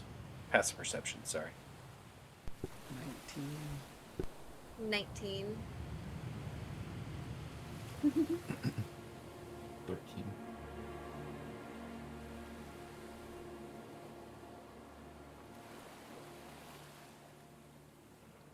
Atlan, Tamerlane, Caradwin. There's been that little just subtle sway of the pier up to this point, which, for the more sea savvy, it's to be expected, and you kind of just get used to it. For the rest of you, at least those are not floating above, assuming Atlan's flying around. Always. It may be a little bit of discomfort. I think Alfred would probably be a pretty safe one to guess that there's always discomfort whenever water's within 5 feet of him. But And I'm a mile. the three of you, survivors of Luck of the Draw, are all pick up just like a think cup of water on the dash in Jurassic Park, but an entire ocean, giving that just subtle ripple that Wallace and Alfred don't pick up on. Is Alfred? Tamerlane's- Oh, sorry. No, go ahead. No, go ahead. I was gonna ask: is Alfred visibly like sick from this, or is he like stifling his like nausea?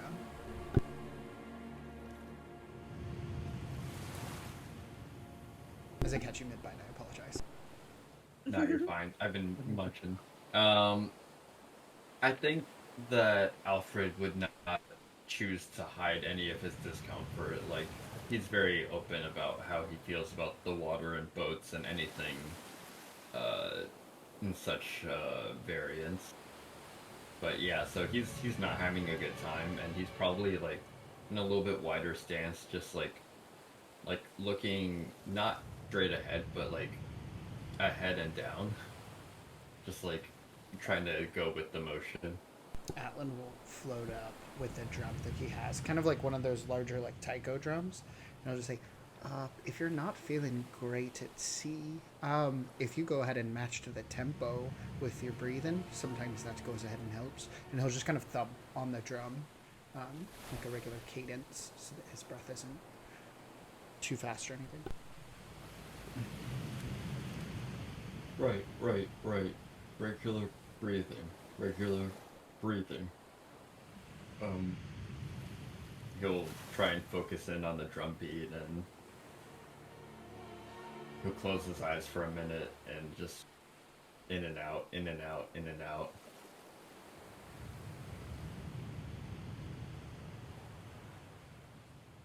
Hoping he feels better.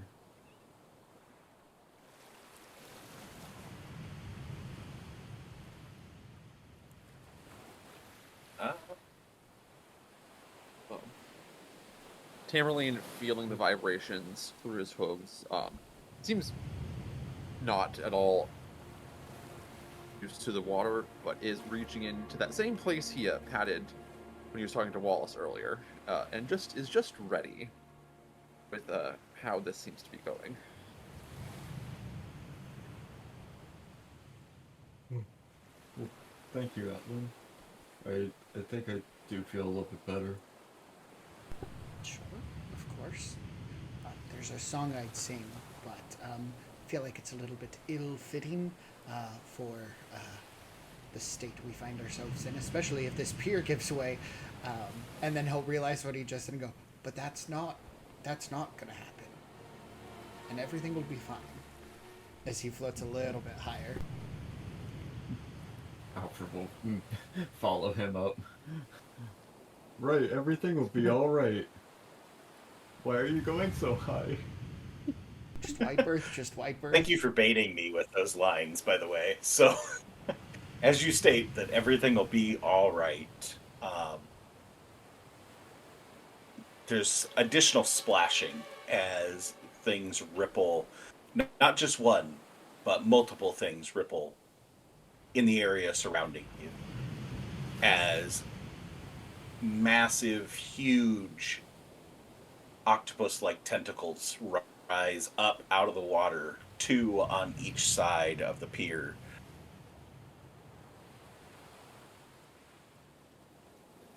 And I think we're probably to a point where we need to share a map. Map. I- I'm the map. Wallace, I'm is the this what your lady love looks like? No! Well, you have to check. He pulls his bow and gets ready to defend them.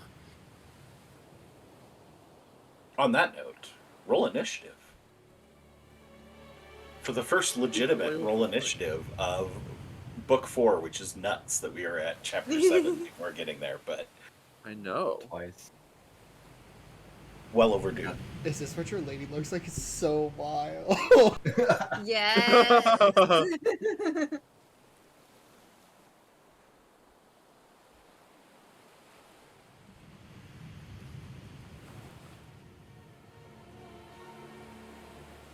I don't know, man. Tamerlane doesn't judge. Like, honestly, Tamerlane, wanna fair roll question, initiative? because would have been really awkward if it was, and we still. And we killed it. Yeah, exactly. Yeah. That was his thought process.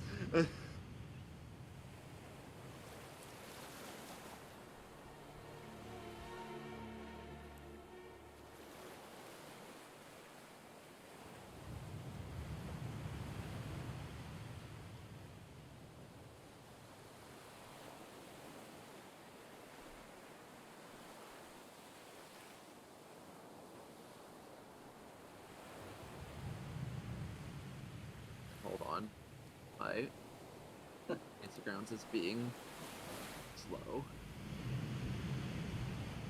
Finally, it's trying to load the map. There it goes.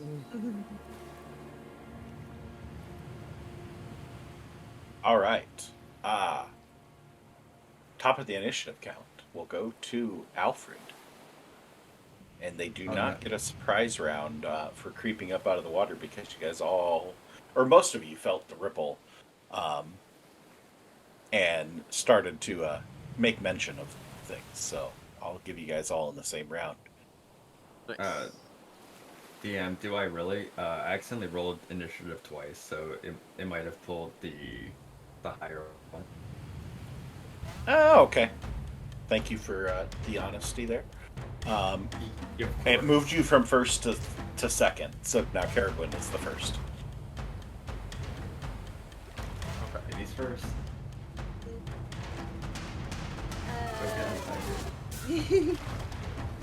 Caragwin is going to let out a deep breath, and as she does so, she's going to cast Chill Air.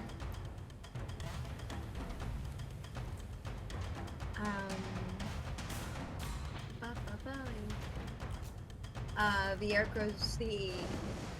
air starts to grow very cold, and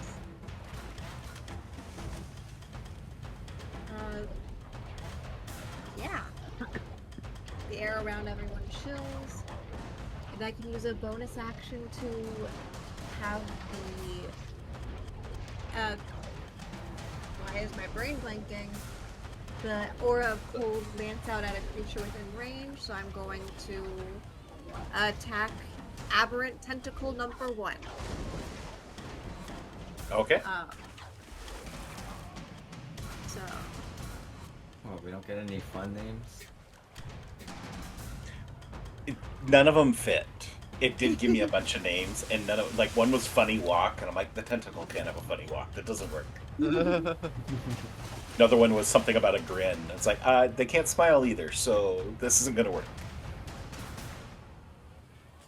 All right, that is a hit with your 16. all right. That's 7 points of damage. Also, roll the concentration on myself. Guessing it's cold damage, right? And for whatever Yes, reason, the it is. spell is this one out of Black Staffs? Black staff. Yes, it is. Yeah, it's not properly worded, so it's not pulling through Yeah. code wise. All right. We'll Very add that in. creative, but very messy. Gotcha. But that's my action, bonus action. And just because she's smart enough to know that all of us being in one small area is probably not a good idea, she is gonna head up the pier a little ways to spread us out a little bit more just in case. Okay. And that's my turn. And I fixed it going forward. It is now cold damage in your character sheet. So that was tentacle number 1. Tentacle number 1. Come on down. Your next contestant. All right, Right. 7 damage. The reason I brought it up is because it does have resistance to cold, so it does Oh. limit the damage. I was hoping it wouldn't. That's why I chose it. Okay. Oh, those creatures in the deep dark depths. Sometimes. Mm-hmm. So let's see, that's 4 or 3. I think it's rounded down, so it would be 3. Okay. Okay. Thank you for bearing with us as that little technical get these things figured out. First combat. That's the way it's going to go, right? Absolutely. Yes. Alfred. You're back up again anyway. As Nice. 2 of you had 10s, 2 of you had 9s. That's true. Checking to see I still have it equipped and attuned. Alfred will click his heels together and get his low propellers whirring up as his wing boots propel him into the air. And he is going to tag along with Caradwin on Aberrant Tentacle number 1. So he's Okay. going to come over this way, take out his scimitar, and immediately, how is this worded? Oh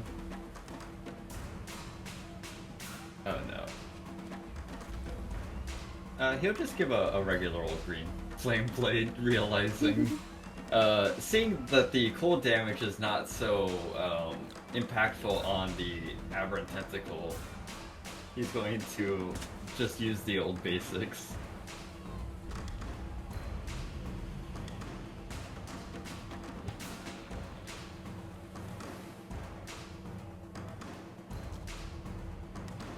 Sorry, it's been a sec. It's been a while.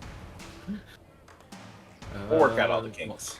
One scimitar coming right up. Or one short sword plus 1 coming right up.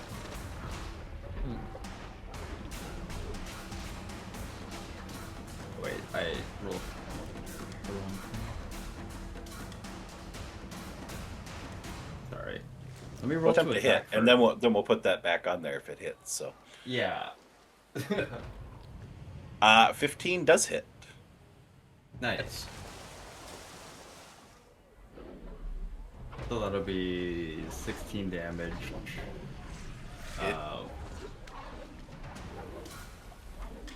The damage it does seems to be resistant. Oh, okay. Both types.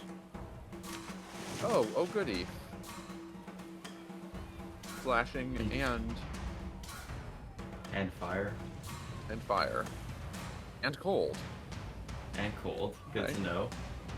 To know. I believe that was action and bonus action, correct? Yeah. Yeah, Alfred would be just chilling here, as he doesn't want to take an opportunity attack. Clarification, was piercing because he's using a short sword, not a scimitar. Piercing, yes. Okay. Alright, anything else from Alfred? No, that'll be it. That'll take us to Captain Wallace. I will let you guys decide what Captain Wallace does. So, I can either give character sheet to somebody, or you can just tell me what you want to do. He's a pretty simple dude. But, you know what? You guys all roll d20s. So whoever's high roll has the ability to either take him or pass him along to the next in line. I'm not going to force anybody to play him. So, Caradwin really doesn't want that. So. Yeah, I really don't want him. I don't like that guy. Stay No, I there. don't trust him. Roll Does he off, have a I ranged guess. attack? Do we have to? This is the weirdest thing. Yeah, I'm like, I feel like low roll should technically get Wallace. Wow, he's been I will- relegated to If that. no one else wants him, I'll say, does he have a ranged attack? No. Then he should hold his action to hit anything that comes within range of him. Yeah, it's pretty solid. Yeah. Yeah. That's what you guys want to do. I mean, I don't have his Also- character sheet. I don't know what the hell he I- has. I'm asking who you want me to give the character sheet to. No, that's I fine. think That's a Conrad fine Conrad is action. claiming. Vanilla Let me- betrayer. Let me grab this kid. I'm responsible for him. You are. It's kind of your fault. Wait, why did we even roll off? I'll take him if no one wants him.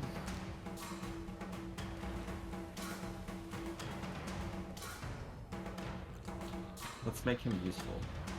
Let's make him useful. All right, where's he going? It's up to AJ and Conrad. You guys were the high rolls. So. I say that he runs down the docks to go ahead and counter Caradwin, and then he holds his action. I'm good with that. I would like to see his character sheet though. That's all I'm asking is who Yes, wants to take the give me- character sheet. Please give me the character sheet so I can see it. All right. He'll be your pet for now. Oh, he's in my pets. That's So many any things have been NPCs you said. got control of. That's where they go. I feel like catfolk would find that statement intimidating. They might. I think they might so. scream at that statement, just like the key. Yeah. See, it's all coming full circle. Yeah, I say I still think that's the best. That's the best course of action at the moment. Run down the Man, You're a there's bit. nothing to even throw. You got no javelins. No. You need to get him like a crossbow or something. Maybe we should have talked about kits before we left the shop. If he's a pet, he is Conrad's kid. I said kits. I'm Kits, sorry. I'm not sorry. kids. I'm so sorry. No, you're not.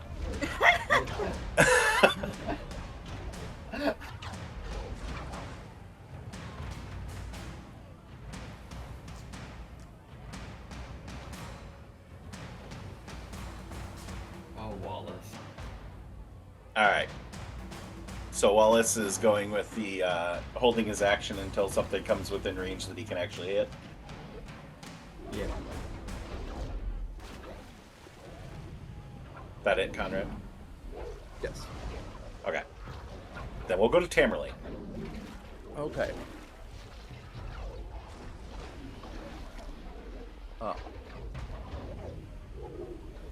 Hammerlane is going to head in the same direction as Haradwin a little bit. And as he does, as he gallops along the pier, and he has his bow in his hand, a bit of magic glints off of his hide and his armor, like tracing along invisible tattoos of waves of power on his arms and up his neck and around his eyes. As he casts... Okay, before you cast your spell, I'm going to interject for a moment. Yes. Because you moved out of the range of Aberrant Tentacle number 3, or 2, I believe, actually. 2. No, this one's number 3, and they were the ones. That was the one I was closest to. It'd be Aberrant It Tentacle would be. number 2. Oh, okay. 2? How far Yes. of a reach does the thing have? 25 feet. These are Why long didn't Haradwin tentacles. get grabbed? Yeah! He didn't choose to grab her.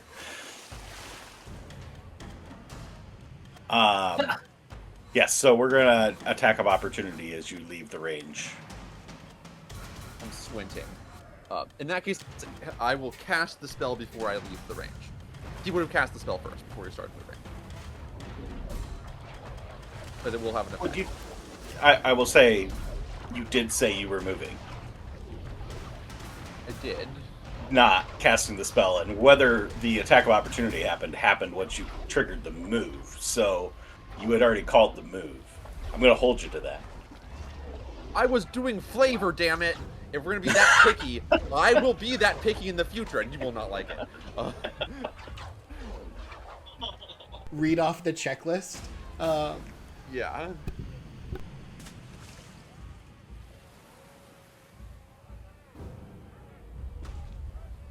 It missed anyway. Okay. Jumping over the tentacle, he casts Action Trance Okay. as kind of this force of battle rushes through his body.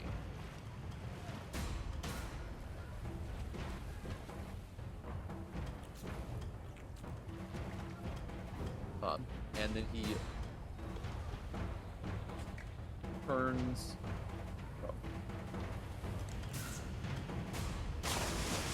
Do my movement now. Okay. And yes, he turns and fires.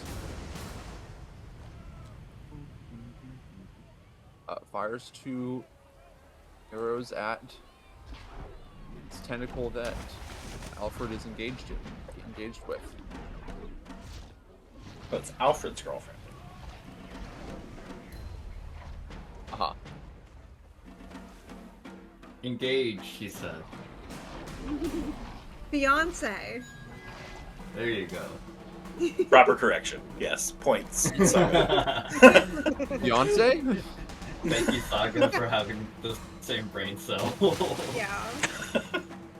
Oh no, not the minimum damage.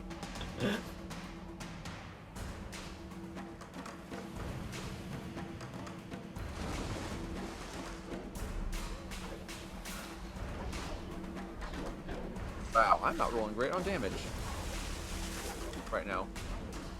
Alright, that's what I got. Action bonus action. All right, Atlan. Yeah, Atlan's been watching all of this happen, and is just kind of like nodding along as he goes ahead and pulls his drum kind of like around his neck, and he'll take out the dowel rods, and he's going to go ahead and fly upwards and then slightly diagonal. So he's going to try to go angle 5 down, like 30 feet up.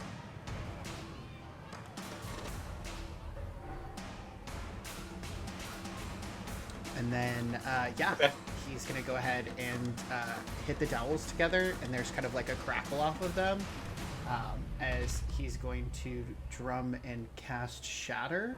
But he's going to go ahead and use his evocation lessons that he got from a wizard to transmute the type of magic into lightning. So, yeah. And since he's playing the drum, it has an extra bonus to the save. Let me go ahead and get that pulled up. Because I don't know if the save is. Yeah, no. So it'll be in between tentacles 3 and 2. And it should catch both of them because it has a 10-foot radius from the point. So he'll do it right in between them. Okay. So that'll be. Boom. Yeah. Hit him. Nice. Big.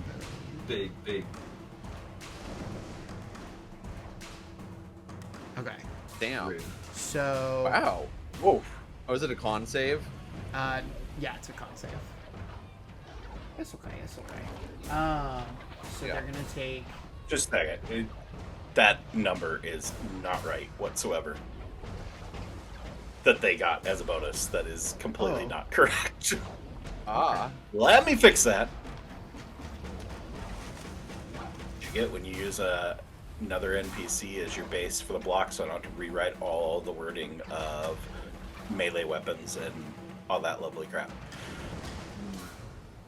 Yeah, don't reinvent the wheel.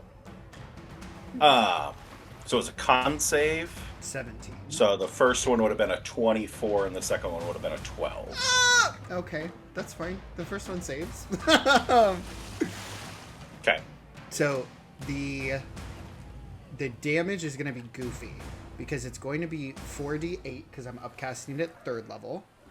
It's going to be an additional d10 because this is one of my bard abilities, and then it's also +1. So on a fail, it's just a straight 1.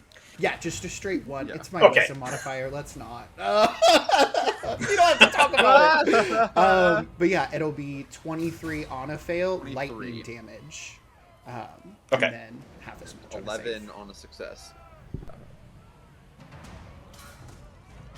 Alright, so let's see if I can.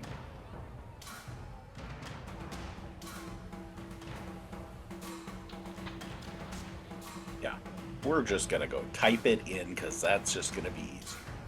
Let's see, that's number 2 that failed. And you said half on the other one? Mm-hmm. Yeah. Okay. Alright, so 23 to number 2 and 11 to number 3. Yes. And then he will go ahead and turn down to Tamerlane, who's quite a ways away, but we'll just go ahead and hold up his sticks. He's like, "You totally got this!" And go ahead and give him a bardic inspiration. So you have a d10. Tamerlane looks up with you with something not akin to like a barbarian's rage in his eyes. Very quickly puts down the stick and goes, "Did I make a mistake? Oh no!" And just gonna turn, like pan over away from his view because his eyes were very, very focused. Alright, is that it for yours? Yes, that'll be it. Okay. It'll take us to Aberrant Tentacle number 1. Oh, I forgot they do this little spinny thing when it's Ooh. the initiative counter now. I just thought it was the effect on the water swirling and looking weird. But anyway, Alfred, you're dancing with this thing. So Tango. it's gonna try and dance back. 2 to tango. Misses the first attack. Misses with the second attack. Those are some bad rolls. 5 and 4. That'll do it for its turn. We'll move to number 2. Weren't. Hey, don't worry about that. That was great. That was phenomenal. Phenomenon. Phenomenon. Alright, we'll throw one to Atlan. We'll see how that goes. Above a 5? Nope.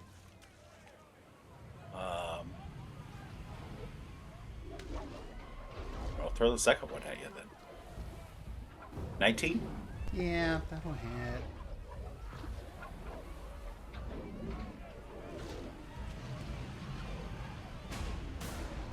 Oh, like there's 17 3 bludgeoning dice involved. damage. Take it Okay. like a cheat.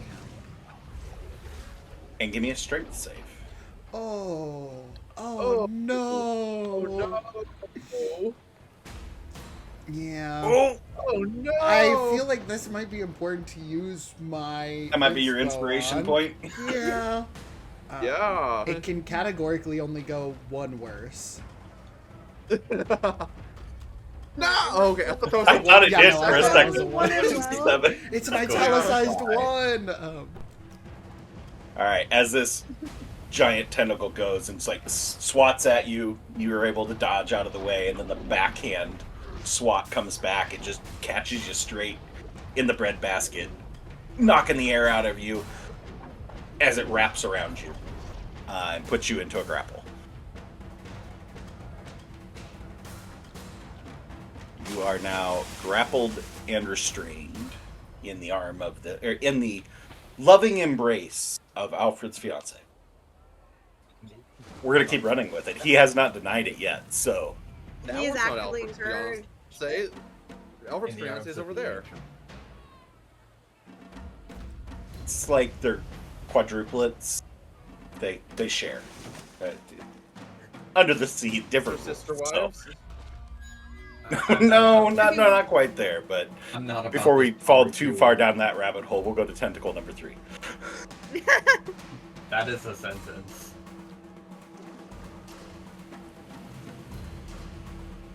All right, we're gonna throw one at Tamerlane. That's a miss. And one at Caradwin. 19 to hit.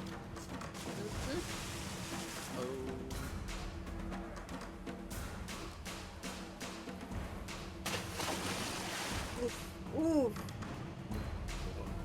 Do you want to take the concentration save, or do you want to be rolling your own? Um, I mean, it was I've a never been success. able to figure out how to turn it off. So if it wasn't basically, you success, can I'll- choose to take it, and then it'll just roll that way going forward. Or if you want to Yeah. take the chance of re-rolling it, then you can roll your own going forward. It was a success, so I'll keep it. Okay. I'll keep with what the auto roll is. All right, so you take the 18 points of damage, but maintain your concentration on your chilled air. Yeah. And I need a strength save. Alright.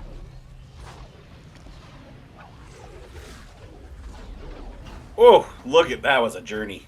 Yep. 3 to the Was. 19. The 21 is successful as it Awesome. attempts to wrap around you, but you just. It's almost like the impact of it hitting you knocked you out of its grasp. That you fell out of the area that could reach because you are right at the edge of its range. So that is its turn, and put us to tentacle number 4. Okay, Atlan, you're the only one that's in the grappled position at the moment, right? Yes. Okay, we're gonna throw one towards good old Mr. Wallace over here. Ooh, he's so ready to attack. 23. I'm pretty sure that hits. Yes, it does. Can he make his 2 attacks? Yes, we'll complete the attack here before we do that, though. It's 18 bludgeoning, and I need a strength save. That's going to determine whether he's going to make his attacks. He makes his attack. Woo! 17! He makes his attacks. Hey, I don't think there's like a a place to like actually roll it, so I'll just do it manually. You should be able to drag. There's nothing. Oh, I see it. Okay. I assume it. I mean, does a 10 hit? A 10 does not hit, no. Okay. I see the highlighted bit now. 17 does hit.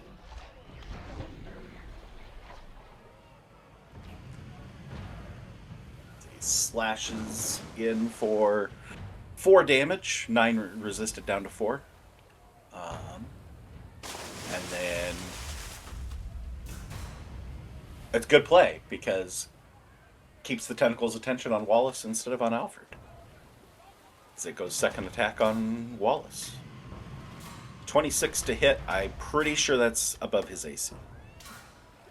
Yep. Him being useful. Ooh. Crap damage roll. Good. 13. And another strength save. Success. He's killing it. Alright. And that will put us back to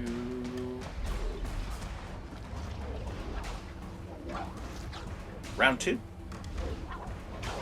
That is, I am at the top of the round. You Yes. are. Gridwin is going to reach into her pouch of rocks. Going to pull out 3 pebbles and is going to cast Magic Stone. Okay. And that's her bonus action, so she's going to use her action to just throw it at Aberrant Tentacle number 1.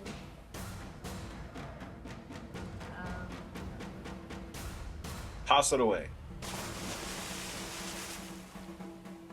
Hits the barnacled husk of this tentacle and plinks off into the water. Cool, cool, cool. Roll me a dex check. Dex check? Okay. Yeah. I can... Is it check or save? A check. Okay.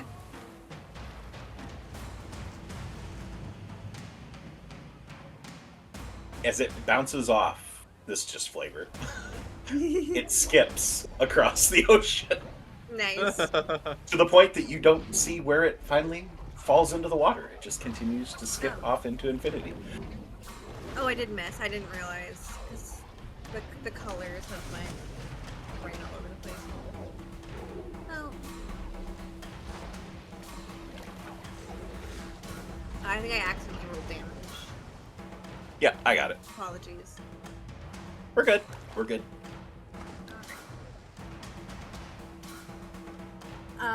That's... Caradwood is going to pull out her broom of flying. Gonna go, alright, up we go, and is going to shoot up like 10 feet into the air. Okay, just quick clarification.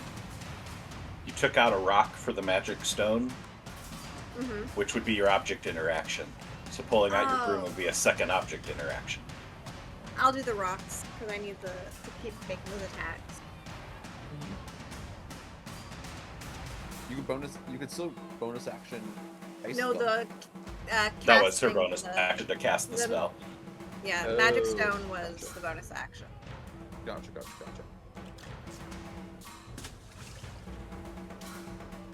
That doesn't mean you can't still move, you just can't fly.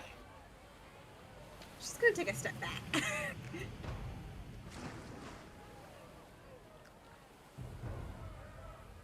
Okay. Guys keep moving to the edge of the map, and it's hard for me to see. I gotta keep zooming out. Alright, We don't know if Alfred. the tentacles can move or not. That's a good point.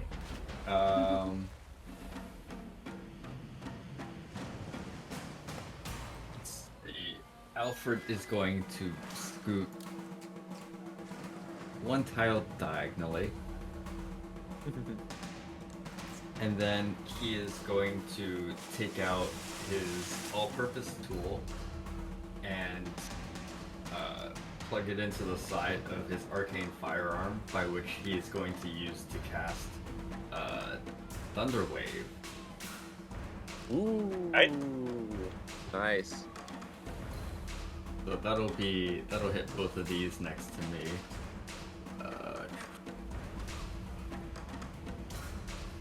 Yeah, so What it's level are a you con casting it at? saving. Third level, of course.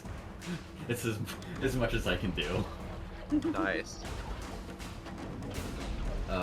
Yes. So Drag the save onto each of them. and Fail on the first one. It was a cocked dice, but it gave it the 9 instead of the 19, and then it gave the 19 to the second one. So Tentacle 4 failed, Tentacle 1 succeeded. beautiful, beautiful. So this one will get the 3 dice.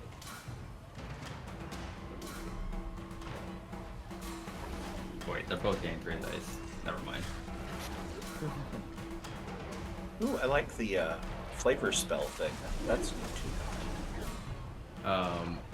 Oh, and another thing is, while using both my arcane firearm and my all-purpose tool, I don't think their save would have mattered, but it gets a +2 to the spell save DC and then to the attack roll. Okay. To the attack or the spell save DC, but not to the damage. Correct? Just makes you more adept at casting. You gain a +2 bonus to the spell attack rolls and the saving throw DCs of your artificer spells. Okay. So, what's your DC for your artificer spells?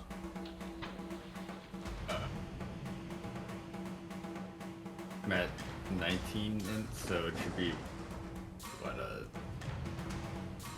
16? 16? Yeah, that sounds correct. Yeah, 8 + 4 + 4. Yeah. So 16, which would go up to 18. Yeah, it's still Go 16 to 18, yeah. on the one. Yeah. So Also, it's still 16. Alfred, if you're casting it at 3rd level, it should be 4d8, not 3. Oh my god. Okay. I had to double check that. Well, I also have to. What's it called? There's the other D8, and then because I'm using my arcane firearm as a spellcasting focus, when I cast a spell, an artificer spell, roll a D8, and then I gain a bonus to one of the spell's damage rolls equal to the number rolled. So Okay. I'll roll a D8. Okay, another one. Okay. So we're up to 23. 23 going to the 1. Which I just need to add the 4, because the 19 already... You placed that on... Oh wait, but you put it on Tentacle 1, which is the one that succeeded. So I actually got to take off of that one. So that one should be 11 instead of 19. So I'll add 8. I'm glad you understand this. And Yeah. then Tentacle 4 would have the full 23. Okay. So it is now the most beat up one of the group. Actually, both Tentacle 1 and Tentacle 4 are both looking pretty damaged at this point. Pretty rough. Alright, anything else from Alfred? No, that'll be it. I think I've done enough. I've cost enough. Alright, Wallace is up. Oh, did that seem like all the damage went through? Did not resist? That was thunder damage, wasn't it? I believe so, yes. Yeah. Got thunder damage all the way through. Excellent. Okay. Wallace is going to move into the ocean. I heard him splash. It happened. a little bit further back up, because he does have a Okay. thing. He is going to use He does have a his thing. commanding call. Up to 3 allies within 30 feet can use their reaction to move up to half their speed or make 1 weapon attack. So he's going to use his commanding call. Okay. So, Atlin, Tamerlane, and Alfred should all be within 30 feet.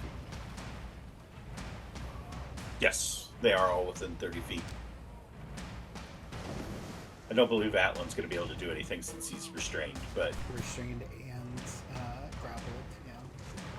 yeah. You can still make attacks when you're restrained.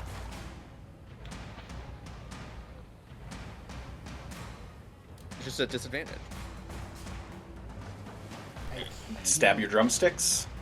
Yeah, What else are you gonna do? I guess I could improvise weapon it. Sure. Oh, Would do you that not count have as- any weapons? I don't have my weapon out. No. That's fair. Guess I It's hard could to just do move. An armed strike. Yeah. Okay. So. You have 3 levels in monk, right? No, not this one. Unfortunately, not this one. Not this guy. And it's with disadvantage, so let me roll it one more time.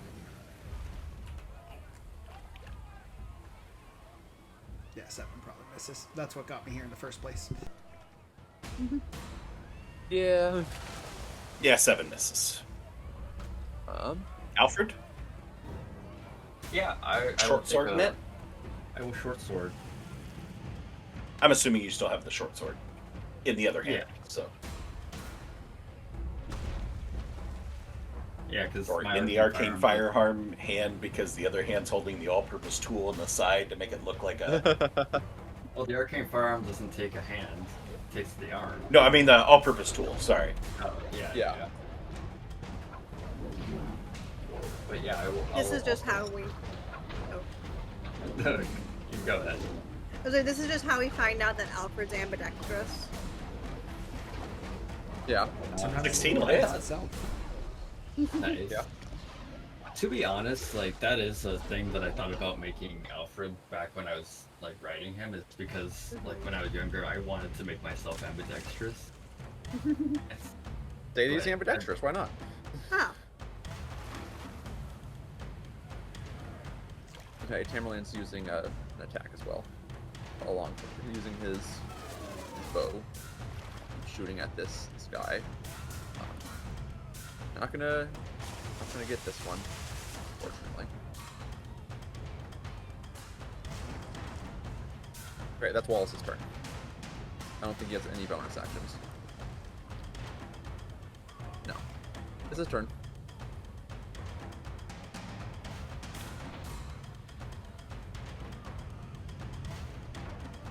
Okay.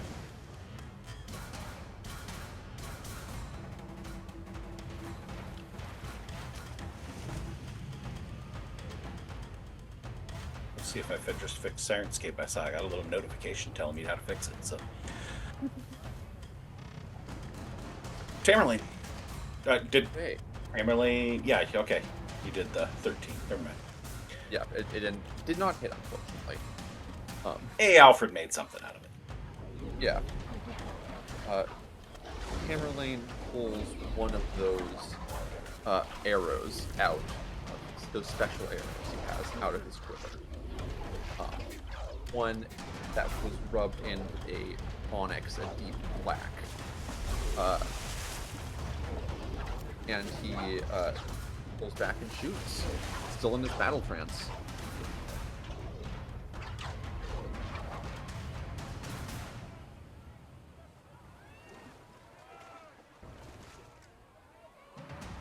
$17 will hit.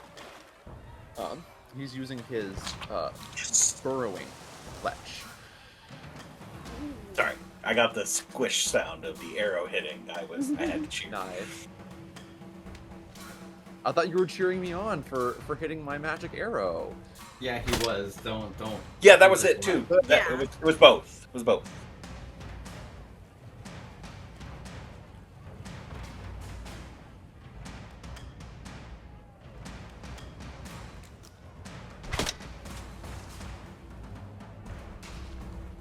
And then he still has a second shot, so he's gonna make his second shot. This thing. Oh, I thought it was gonna be. That'll definitely hit. Solid damage. Nice. Hey, there you got the top Nice. dice. That's some decent damage this turn. Yeah, and that then tentacle's starting to bleed repeatedly in various places where these arrows are sticking out. Some thunder damage, pieces that are breaking apart, the barnacle armor chipping away as this thing is looking very wounded.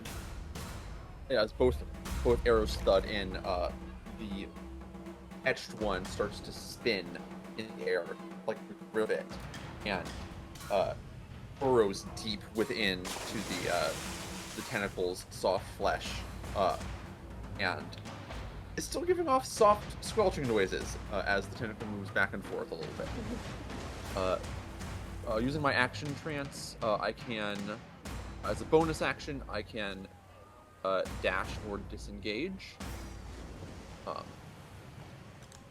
So I'm going to disengage, and then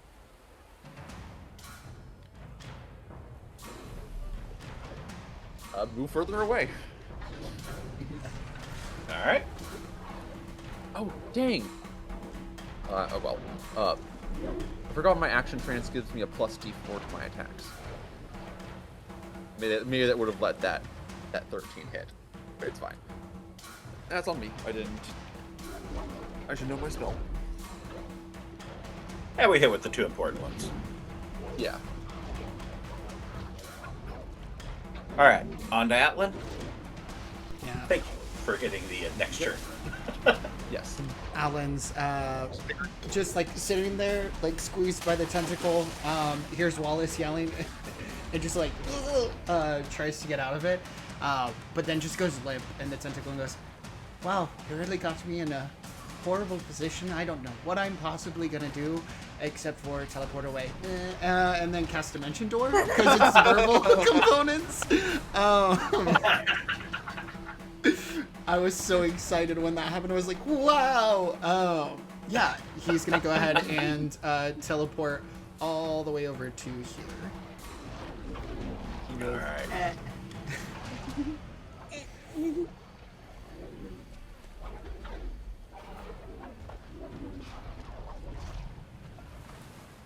I love Atlan so Dude. much.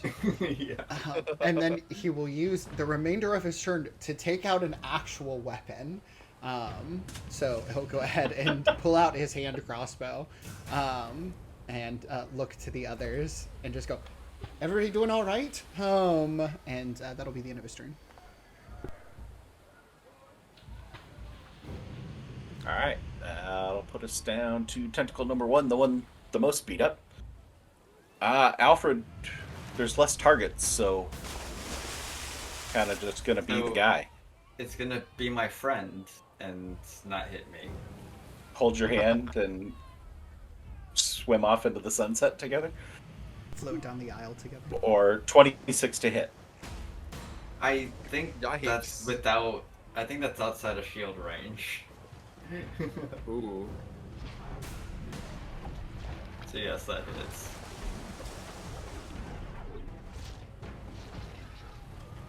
15 bludgeoning damage to Alfred, and I need a strength save.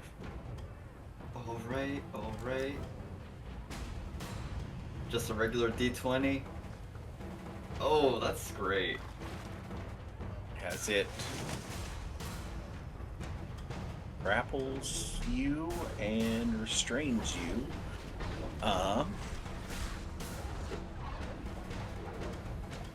And poor Wallace. With you wrapped in its tentacle, it is going to use you as the weapon to hit Wallace on the pier over here What? Oh. with its second attack. Am I an improvised weapon? Kind of are. You're just mostly along for the ride, but Wallace dodged, so we're good. Alright, put us tentacle 2, Wallace being the easy target here. Miss, man, the number of sub-5 rolls by these tentacles has been insane. My boy needs to escape.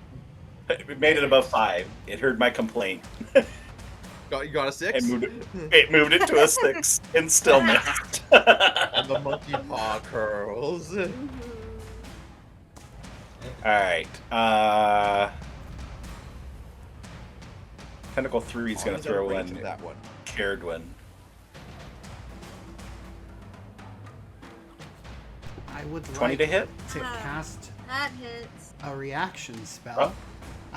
Okay. In order to go ahead and force a reroll on that. Silvery barbs. No, it's called Oh, Psychic no. Backlash. It's even better. So it needs Okay. to go ahead and... Yeah, it needs to make a reroll. So it has disadvantage on the attack. Just a straight reroll. Okay. Mhm. And then everything else happens after it. Alrighty. That is a miss. Perfect. Nice. Thank Got back you. to the sub 6, sub 7, whatever.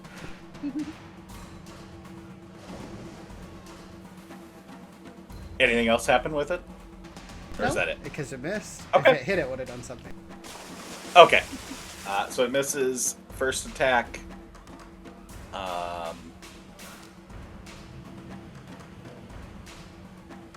Stick with Cared one with the backhand. That seems to be working.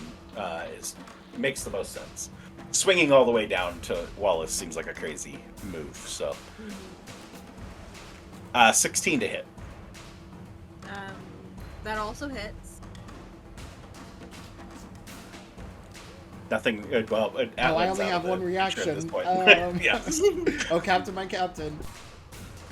Yeah. It was a good reaction. You got the miss out of it. So Hey, I got All right. a new spell up. And not your 16 roll. bludgeoning damage, but your concentration holds. But I do need the strength save. Oh! I don't succeed.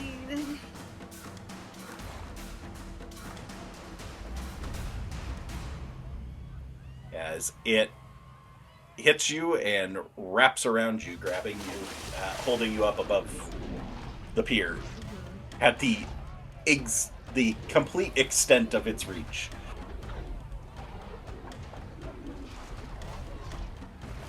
And that's it for that one's turn. I'll put us back to number 4. Hey, Wallace, my boy, just don't get grabbed. All right. You gotta get out of there. All right, gonna throw one Wallace's way here. Ooh! That would be a crit. I don't think there's anything he can do about that. I have a reaction. What's your reaction?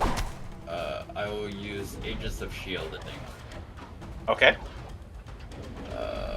You protect your ally with a barrier of invisible force until the end of the next turn. The target of the triggering attack gains resistance to bludgeoning, piercing, and slashing damage, and a +5 bonus to AC, including against the triggering attack.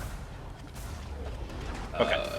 It's not going to get him out of Let's the look at it getting again. hit or the crit, but it is going to half that damage down because of the Half that resistance. damage, yeah. Yeah, at least like. Not Which is completely- probably good because that was 42 points of damage, so that will knock it down to 21. It So, will also take 1d4 of force damage, okay. and it Sure, will have why not? disadvantage on any attack roll that doesn't target me until the end of until the end of my next turn. Okay. Roll me that beautiful d4. Oh, I'm really rolling Solid. the ones. Yeah. Alright, it'll take its 1 point of damage, and with its second attack... well, actually, no, sorry. We need to do strength save on Wallace first. Come on, Wallace. One more strength save, buddy. I don't think that's gonna do it. That's not going to get there. Tamerlane, going to I've- burn your inspiration to save Wallace. Sure. Yeah, sure. Let's do it. Give him a reroll. I have a move that would be really cool if I could get everyone out of range. Alright. Reroll that strength save. Much better. That would do it! That did it! That'll do. Like the clutch inspiration, clutch moves that have worked out. So, okay, so he evades the being grappled, but second attack is continuing to swing past Wallace and going straight towards Alfred. I tracked. Alfred, you got like which- you've also got like a teleport out of there too, right? Actually, no, that would make no sense for it to go after Alfred, because Alfred is restrained. He's already in the grip. So it's just going to go to Wallace again. Remind me what I have to do with attacking somebody other than you. Disadvantage, and Wallace is a +5 AC. Yeah. Okay, so disadvantage. I'll knock that. Okay. Whew. Rolled an 18 and a 20, so it negated out the 20 and went to the 18. So it's 26. That is still going to be able to hit.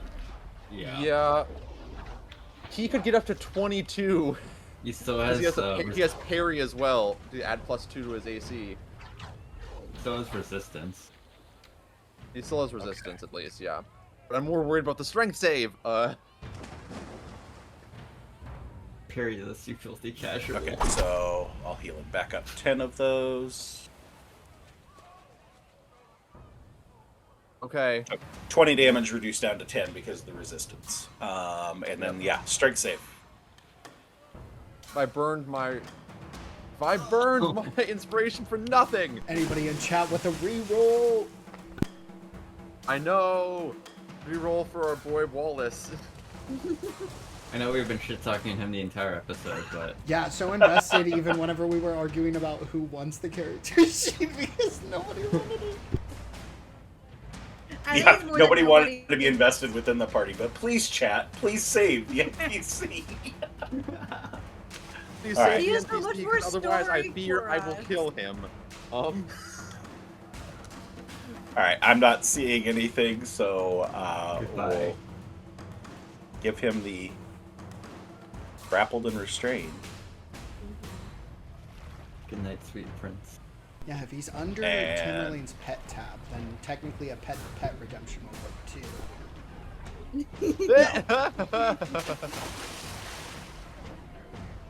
Oh, sorry, Um, that's supposed to be Tamerlane. No, sorry. It's not kicking it back to the beginning each time for some reason, Huh. so. Kieran going to drop her concentration on chill air. It's like, alright, fine, I'll stop being nice. And she's going to,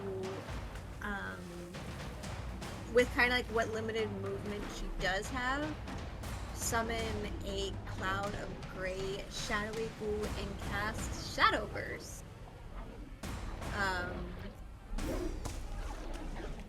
And aim it towards Aberrant Tentacle number 3. And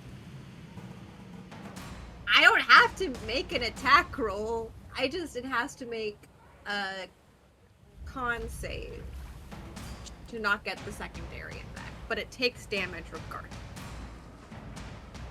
If I am reading the spell correctly, and I feel like we had this exact same conversation when I cast it and looked up the draw.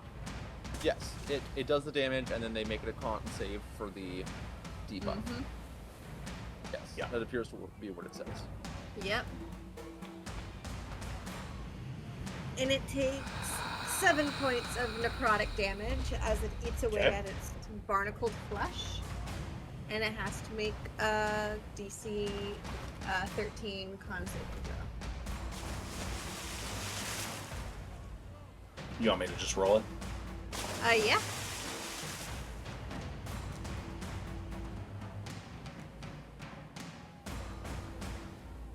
Oh, it's doing the same thing again. Okay. Con 14. It succeeds.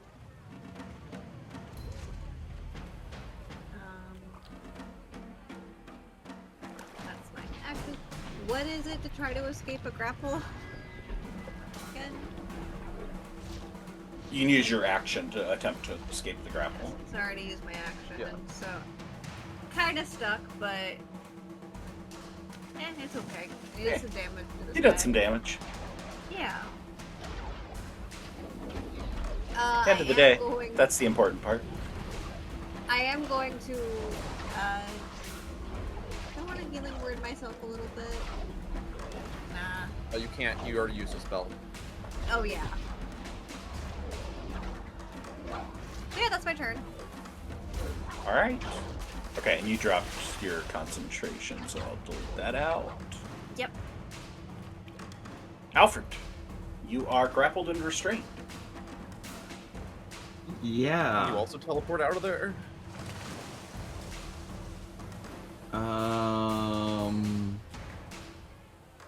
No, I don't have that right now. Dang.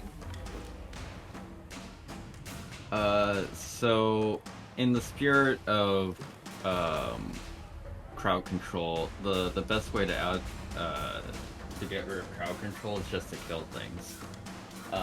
So he's just gonna do his best impersonation of a Pikachu and cast Thunder Wave again. at third level. Who is this Pikachu you This speak is how of? they find our stream.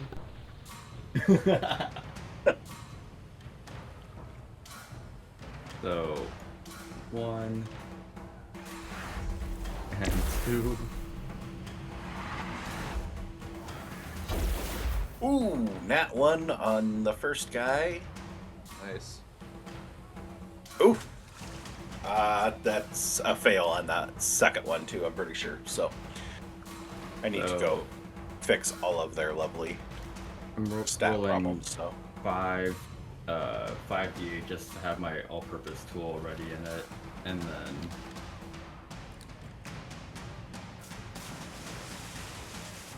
the arcane firearm damage.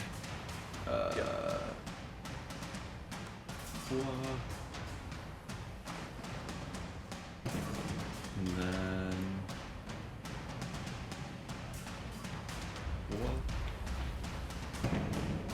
That's some pretty sad damage rolls for 5d8, I just gotta say. yeah, I saw 18 and I was like, that can't be fucking right. I mean, there's Yeah. an 8 in there, but there's 2 1s as well. And a 3.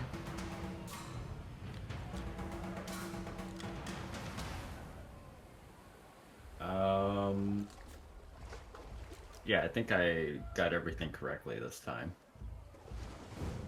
Oh, wait. I also get a D4, don't I? Or was that from something else? You didn't last time. The D4 was from the Aegis. Oh, that's right. Okay. Yes, so I am done. That is the end of my turn. He's just all right, standing Mr. there. Wallace. Sorry, Captain Wallace. So at least give him that dignity.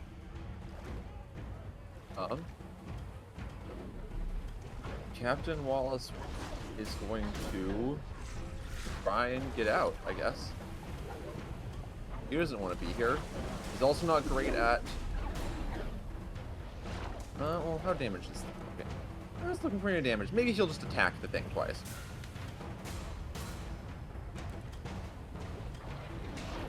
I'll attack this tentacle twice.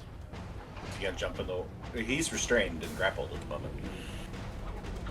Okay, is the tentacle not restraining and grappling him? Can he not hack at the tentacle that's actually Yeah, I'm just... around he him? can... Yeah. Since he's grappled and restrained, he can attack it. It just would be the disadvantage because he's At restrained. disadvantage, yeah. Yeah.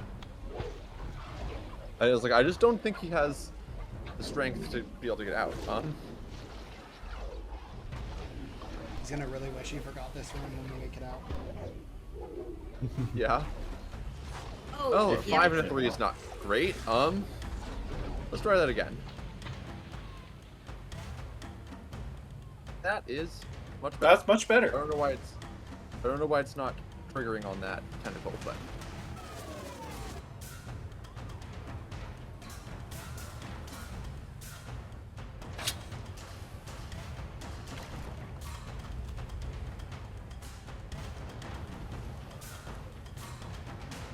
Slices and dices the thing holding him. That seems like a dangerous task, but maybe it works out. He can swim. We're good. He's fine. All right. Does he have any bonus action? It is not. All right. Then Tamerlane it is.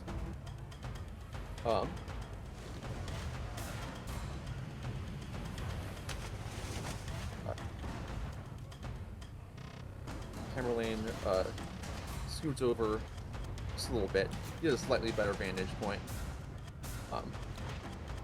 And he's going to draw another arrow from his quiver as he pulls back. It's not one of his special arrows, but something still triggers along his bow and reads the arrow in lightning as he shoots. And he's going to cast as I believe it's a bonus action?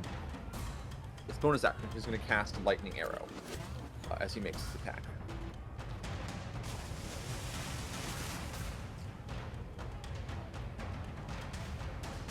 He gets a plus D4 to this attack.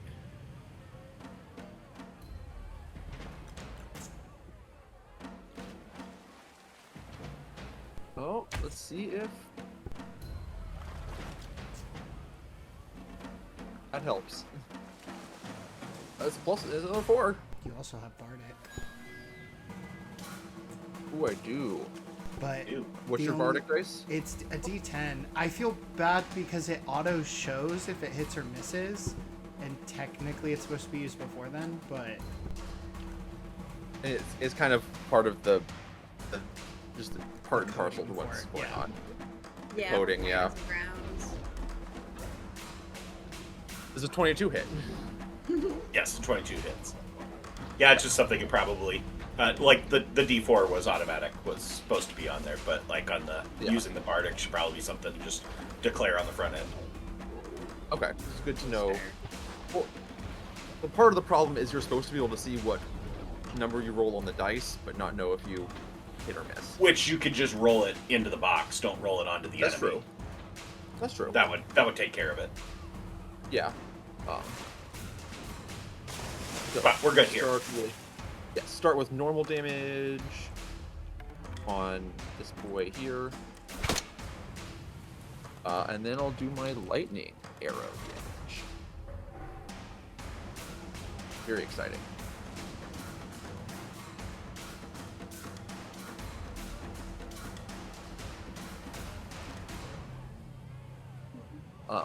And then, unfortunately, How's it sound?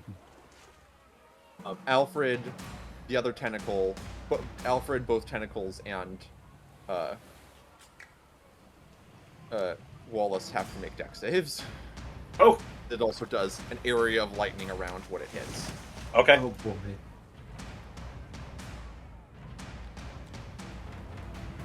Why'd I roll 2 dice there? Because you have Oh, I'm disadvantage, I grappled. think. Yeah, I'm grappled. And restrained.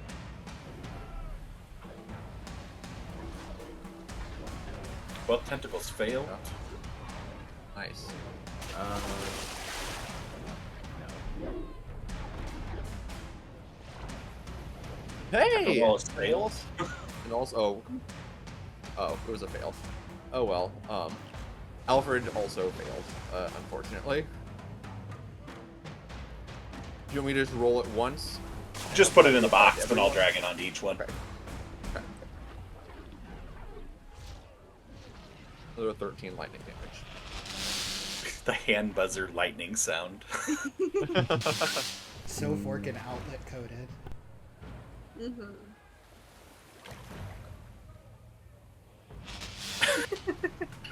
We gotta hear it every time.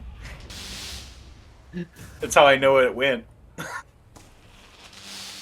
Yeah. So silly. I love it. Oh, that's great.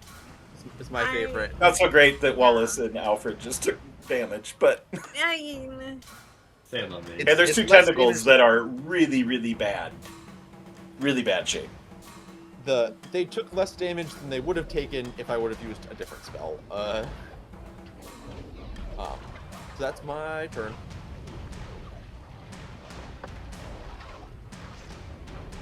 Atlan. Okay, so I'm really sorry, but how tall are these tentacles? Are they bent over as they're grappling these people?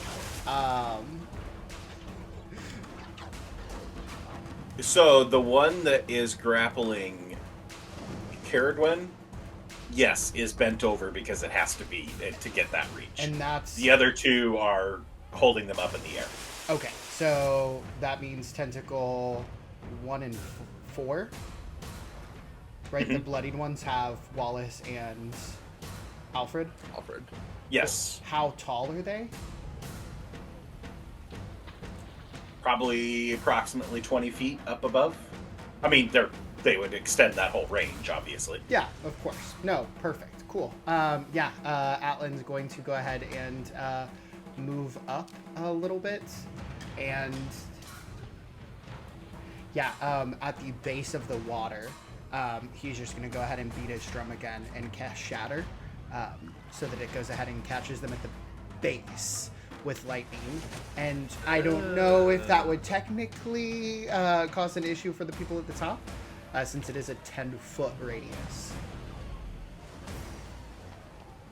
Let's see. Shatter's a save, correct? Yes. Yeah. Okay. Roll me a spell attack. Oh, okay. See how good you are at it? I'm Yeah. so sorry. This is like a pass-fail test, though, so... Okay. Oh, you get 26. it. I like Okay. 26. Yeah, nothing. Cool. Awesome. Yeah, so it'll just be the two tentacles that have to save. Okay. Then yeah, he'll go ahead and cast. He's going to go ahead and cast it at 4th level, and then he's also going to go ahead and use the evocation lessons on it again.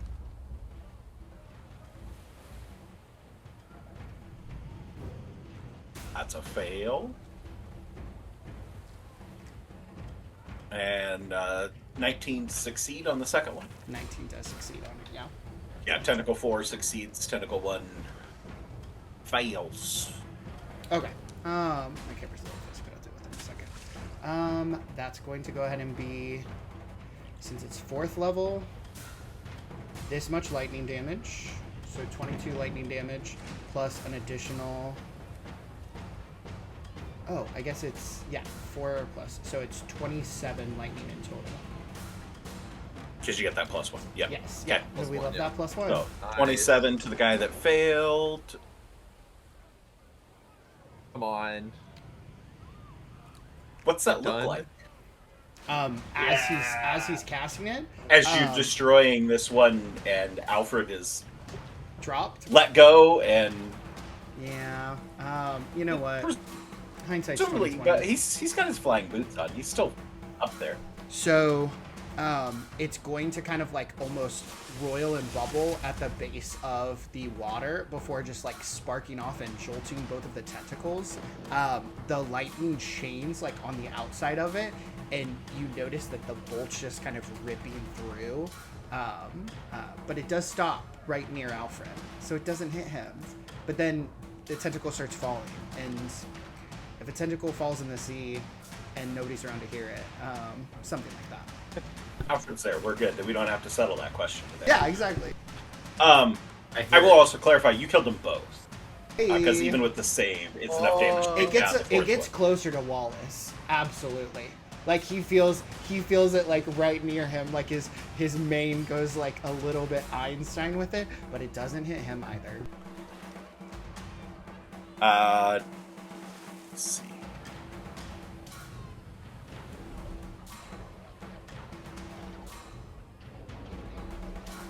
Okay. Wallace will take. So my 7 question is, if points they're of- holding them up in the air, could he fall into the water closer to where the tentacle is? No, he's being held up above where he was at. So,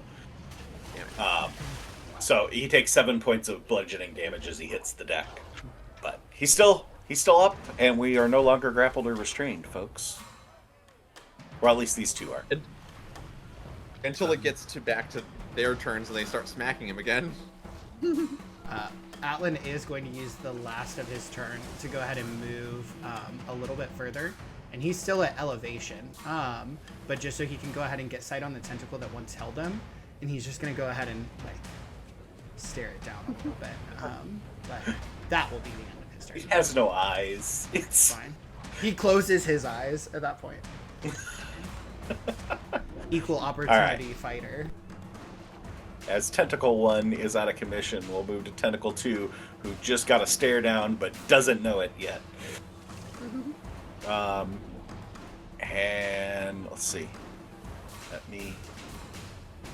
need to put technically Wallace is prone. Actually, you know what? For the sake of be fun, roll me acrobatics for Wallace. Let's see if he can land on his own 2 feet. I'd rather he land in the ocean on the other side where the other tentacles can't reach it. Doesn't he have advantage as Catfight?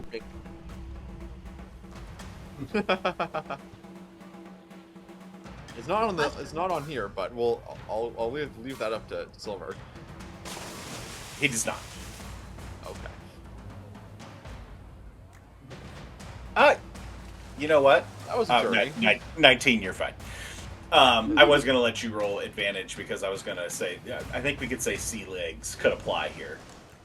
Oh, yeah, that's fair. But he's good. He is not prone, so since he is not prone, I don't have to worry about advantage on the attack coming towards him. Which is good. Oh, good. Alfred, how long does that Aegis last? It's gone. Okay. My turn is already passed. Alright, that's a 26 to hit. That hits. Stop rolling so high. And also I'm out of level 3 spell slots. Not that would help him. As Wallace just gets pummeled by this tentacle coming down and just crushing him against the planks of the pier and knocking him unconscious. I will say, wait. I was making a joke about it, but I vaguely remember us doing something. If this is based on what we worked on for specifically the ancestries, he takes half damage from fall damage. I don't know if that helps. Let's Did see. he take any fall damage? It's still enough. It's still good. Yeah, I was gonna Well, say. we tried. It exceeded by 5, and half damage would have reduced it by 4, so it still would have been 1 point too much. My conscience is clear. I made an attempt. Good call. Good call.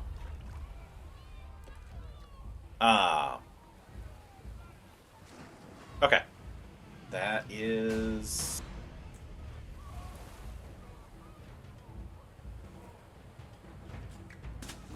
I really hate to do this. Really hate to do this. The second attack on Wallace. He's the only one in range. It's the only one there. Yes, I do hate Flames to him do this. again. This is my dude. Can I go ahead and use Psychic Backlash again to go ahead and get this? Yep. It's goofy wording because it has to look like it would hit with an attack in order for me to go ahead and use it. So he needs to go ahead. I mean, Reroll. reroll. Okay. Yeah. There's plenty of spells that say when they hit, use it. Yeah. Okay. So he still hits. But still hits. This is good. This is good. So now he needs to go ahead and make this save. Okay, does it have any effect on the damage that's dealt to Wallace? No, he's still gonna get hit. Whatever. No. Okay, so I want to get that out of the way and Oh, sure, gone sure. before. So he takes 2 death saves, failed death saves. Yeah. Okay. Then we'll do the save here. 10. So Then fail. it takes this much psychic damage. Very bad rolls. And then it also Damn. can't take any reactions, I believe. No. That doesn't have anything to do with it. It's just a reaction spell. Yeah. So he just takes 7 psychic damage. But Okay. We got the damage through.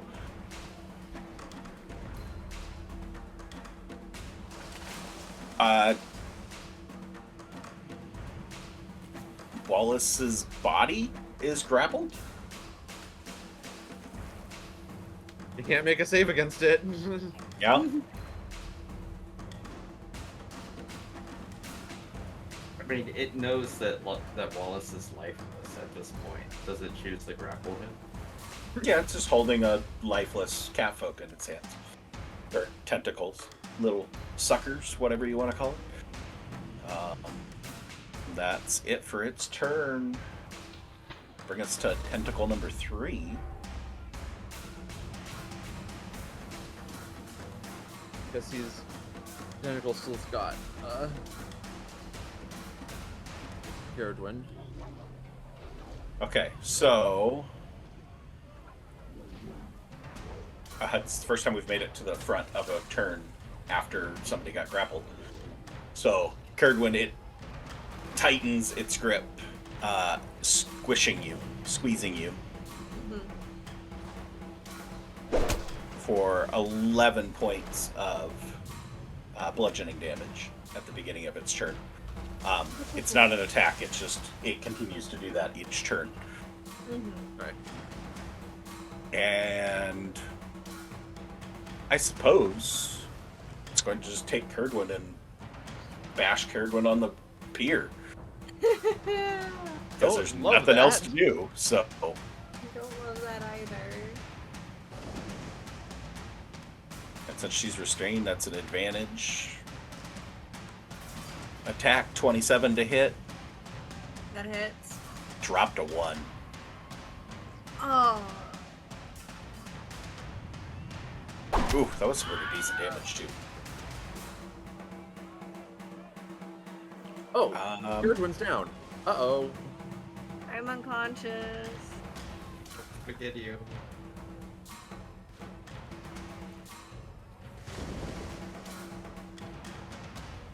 Second attack.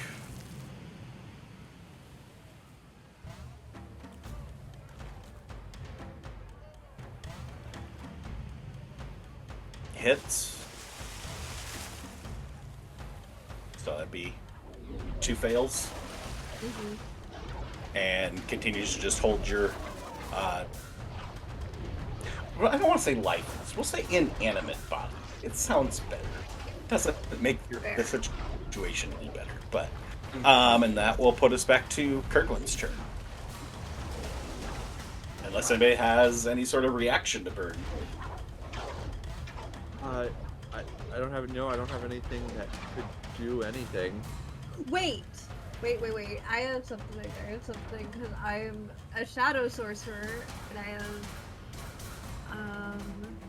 when damage reduces you to 0 hit points, you can make a charisma saving throw, DC 5 plus the damage taken. On a success, you instead drop to 1 hit point. You can't use this feature if you're reduced to 0 hit points by radiant damage or a critical hit.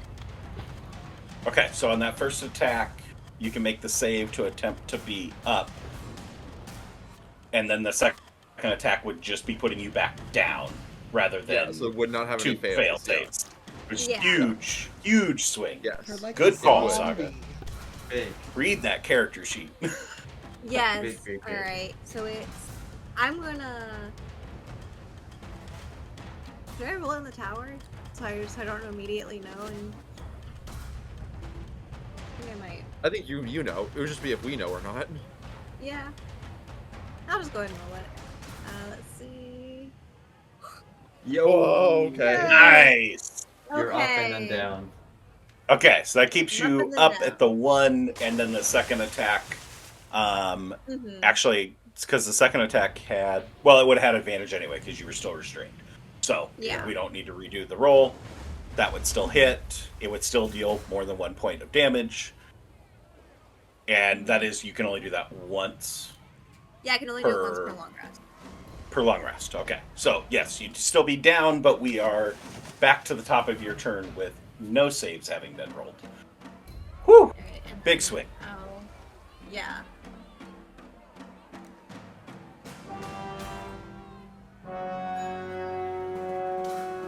Boy, well, the Unfortunately, you music do- gives that away. Luckily, just to say, it's only gave me one failure. That was very dramatic music for the fact that It I was. have one failure. Oh, good. Okay. That definitely not- sounds it like wasn't one in that energy. I definitely That's thought it was what an at one. It was so close to being a success, it was a 9. Okay. Alfred. Floating around above some dead tentacles. Wallace is down, Erdwin's down. crushed in the loving embrace of an awful tentacle. And Curdwin is also in the exact same situation, both of them in the constricting, awful situation.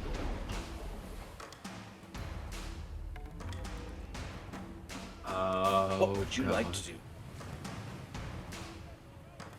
I guess Alfred. By the way, first. I'd just like to say that was the scariest moment in the entire campaign of, like, so close to character death. Just like right off rip. Yeah. Alfred's gonna flutter on over this way. Yeah, 25 seems fine. Okay. He's first going to take a shot with his arcane firearm because he has not previously, and he probably should be doing that.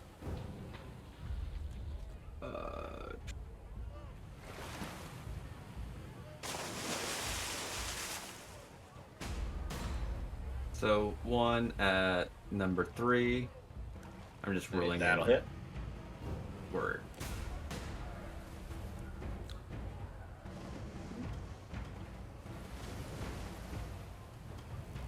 Eight damage there, and then he'll swap the shots. I like the force damage sound. Yeah, it's really nice. Much better than the lightning.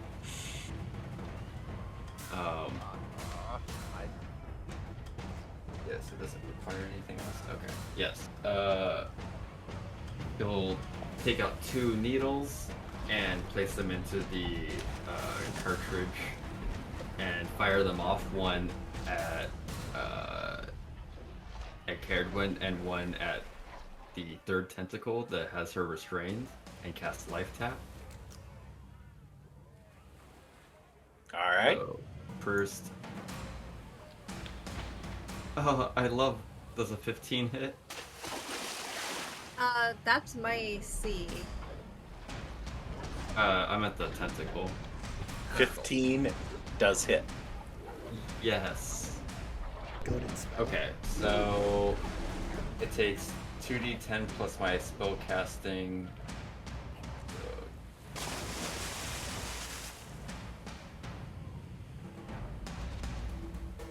Okay. And you 12 regain plus. What's the spell what's your- casting modifier. 4? What? Plus 4? Yes. Okay. 16. 16. 16, and you regain equal temporary HP to that. Temporary HP doesn't bring her back up though. It's all I have. It's okay. Don't worry.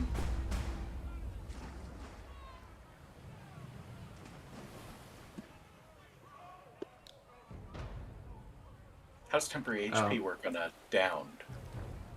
It just sits on top of them.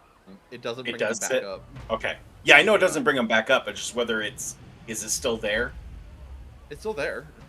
Okay. As long as they're not a corpse.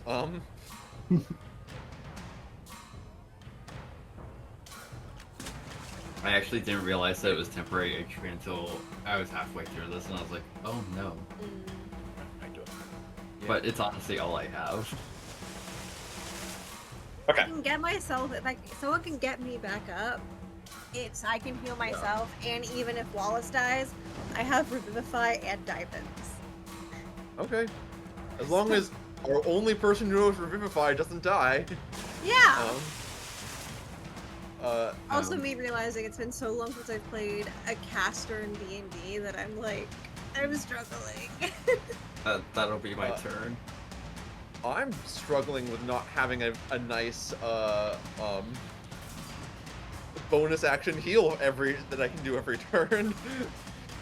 I'm missing Selena's. Conrad, give me a right? roll in the tower for Wallace's death save. Wallace. Ready Okay. for the music, y'all. Wallace might be dead right now anyway, so There's some trumpet.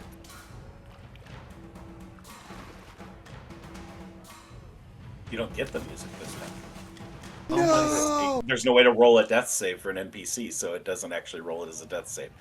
So, Just missed the Tamerlane, light. it's your turn.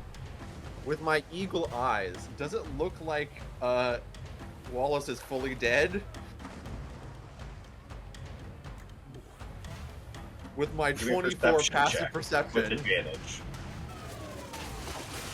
is this counting? Well, as like let me back this up.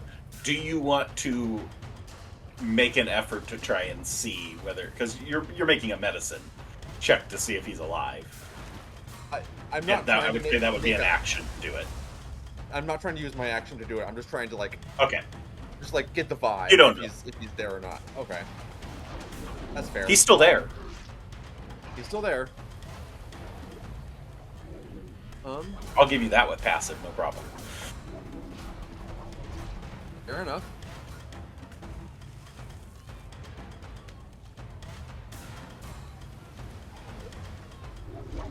Yeah.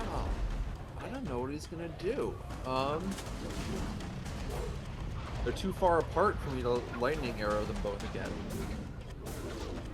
The unconscious one.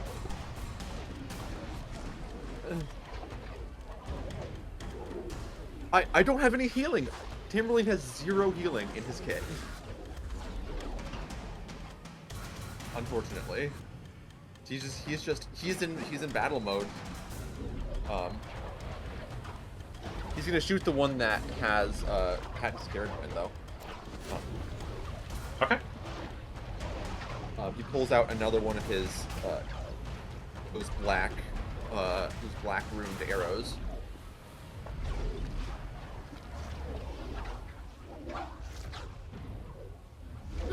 Nice. Oh baby! There it is. Oh, that's gonna be killer.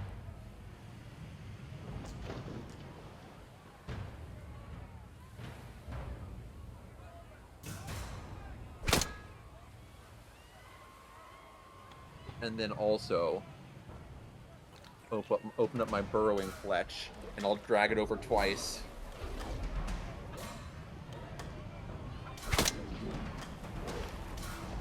Oh, I guess it should be. This crit should be automatically max damage for the second one. I guess I didn't think about that. So that'd be another 4 damage on top of that second one. Okay.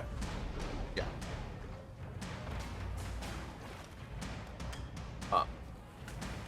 Okay, he is, so you're dealing the burrowing part of it. Okay.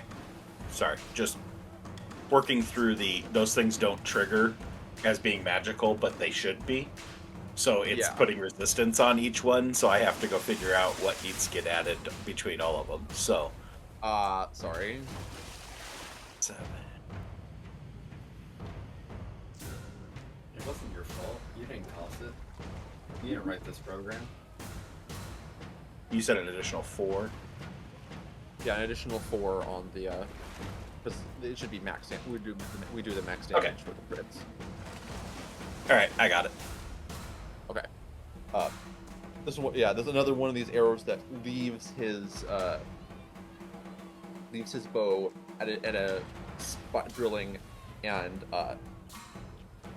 it takes a curve that hits, and then it curves down and goes down the length of the tentacle for a ways,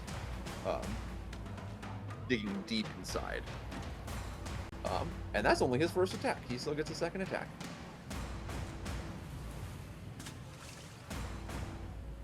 Roll away. That'll hit. Nice. Wah, wah. Big damage. Low damage. 5 reduced down to 2. Yeah. And bonus action.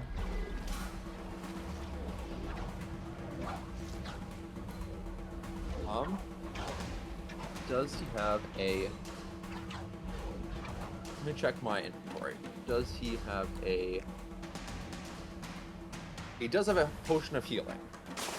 So, this is a DM question. Mm-hmm. My action trance lets me dash, disengage, or use an object as a bonus action. So can my use an action be feeding Caradwin a healing potion? If not, that's okay, but I will ask. I'll say no. Our typical rule has been is it's an action to feed a potion, a bonus action to drink a potion. So Okay. to feed it, I would say would still be an action in this situation, not accelerated by the use an object, because use an object is a completely different thing than an action to begin with. So Okay. And then Tamerlane is going to step forward and see if he can bait the tentacle into attacking him and not Caradwin. okay.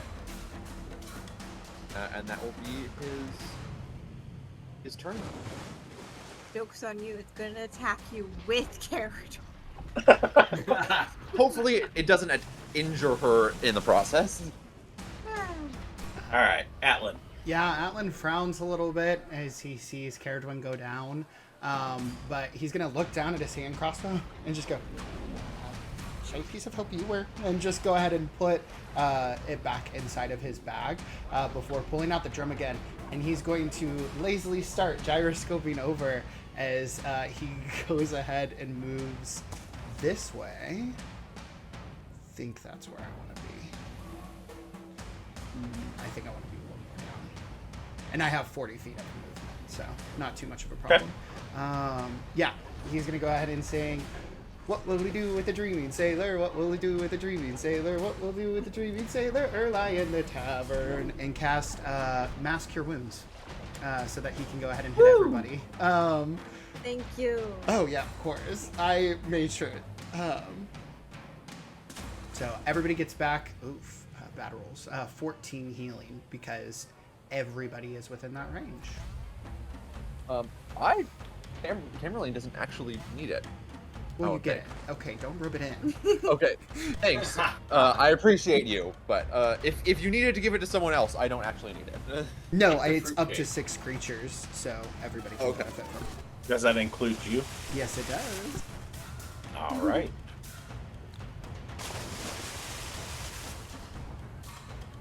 That is large. Thank you. Does that include our dear friend Wallace? It does, because he's on the outer edge of it. Does, but he does not move. He obviously doesn't move, like, as I cast it out. Like, there's no reaction to the healing. Yeah, Atlan will just turn over towards everybody else and go, "So, I'm thinking that the betrayer's dead." And gonna go ahead and turn back and just, like, watch the tentacle with Wallace to see if maybe there's any movement outside of him getting, like, shaken. Okay. But other than that, that'll be my turn. Oh, yeah. All right. So tentacle 2, which would be Wallace's tentacle.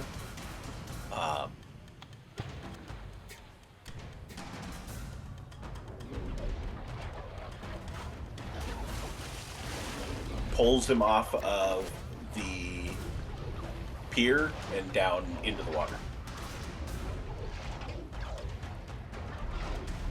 As it submerges with Wallace in tow.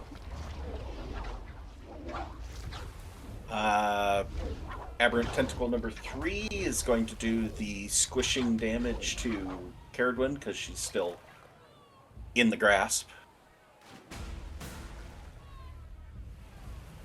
Okay. Which is absorbed by your your temporary HP. Good Boost. thing. Good thing. Alfred, you were Nice. dismissing it as being not a big deal, and here it is. It Yeah, works. no.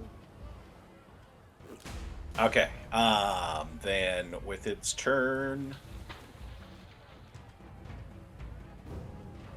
Yeah, I suppose.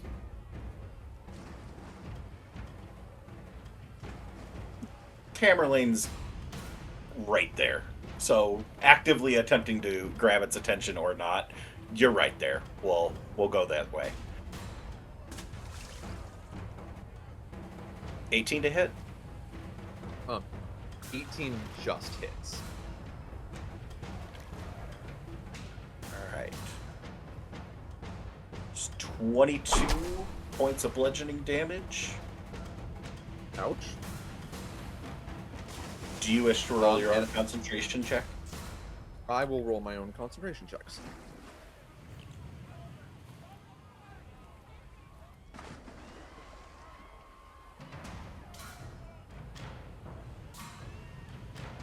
I think it froze. Oh, well, it did. Oh, it took forever for it to come through. It came through after Yeah. your second roll, somehow. Yeah. But it, So, but 10 got wasn't you to the enough? same Oh, did he? It did 22 points of damage. yeah. So it was just one less. Uh-oh, Yep. that's bad. Is it like hazed? It's like haste. Oh no! Oh. All right. So level of exhaustion, is that the deal, or what do we got? No, I'm basically stunned for my next. I can't do anything on my next turn. One turn of being stunned. Okay. Um, Okay. You can't move until or take actions until the end of your next turn. Okay. Because- And then I need strength save. Which sucks because I would have gotten a plus D4 on this save if action trance was still If up. that was still up. Yeah.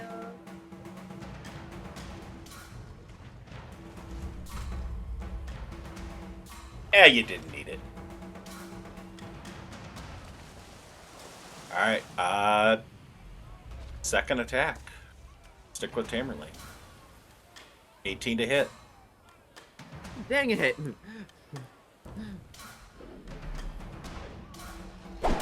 For 19 damage this time. And need another strength save. Or no, you don't need a strength save.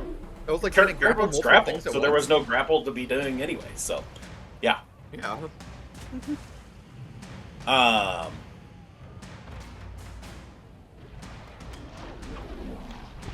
Okay. That will do it for Tentacle 3, and which means we're back to the top of the order. That it doesn't want to let me do. Caradwin is gonna first of all use her bonus action to use Balm of the Summer Court and get back. I'm just gonna use all 3 D6s I have. What is it? Yeah. Half equals here. And just get back another 12 hit points.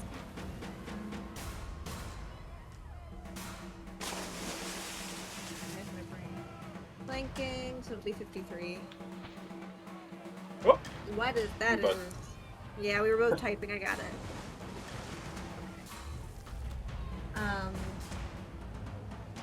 And then she's gonna try and escape the grapple this time. That's because your that's bomb strength is a save. bonus, right? It's a bonus, yes. Yeah. So strength save. To escape the grapple can be either a athletics or acrobatics. Or no, sorry. No, never mind. That's the contested grapple. Escape the grapple is the save on the NPC. Yeah, it would be a strength. It's the same as going into it. Okay. I think I have the escape DC on here. Just 20 to get You it? successful. I imagine after that she just like flops onto the pier. It's like great. This is great. Would you like to stand up? Yeah, she'll stand up and she'll. So Wallace has been dragged under. Correct. She'll move another 2 feet away.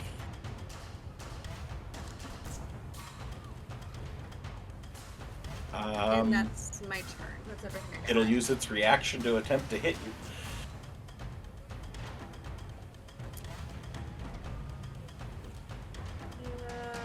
Okay.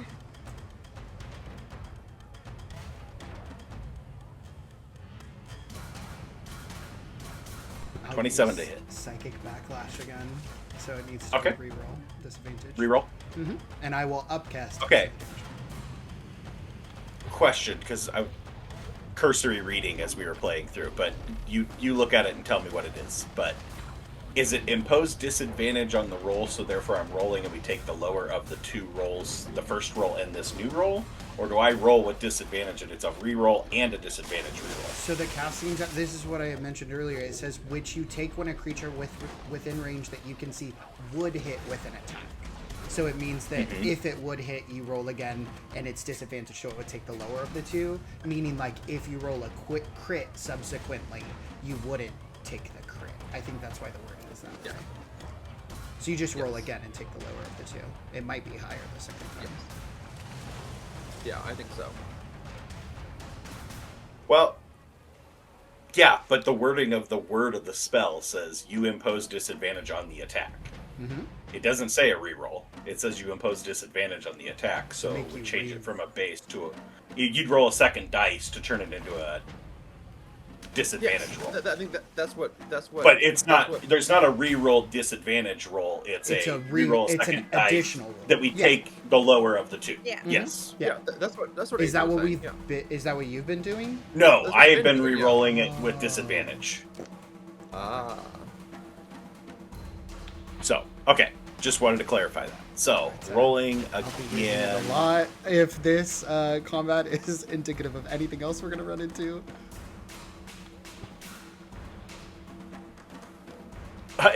Nat 1. Brilliant. So then that's the end of the Yay. spell.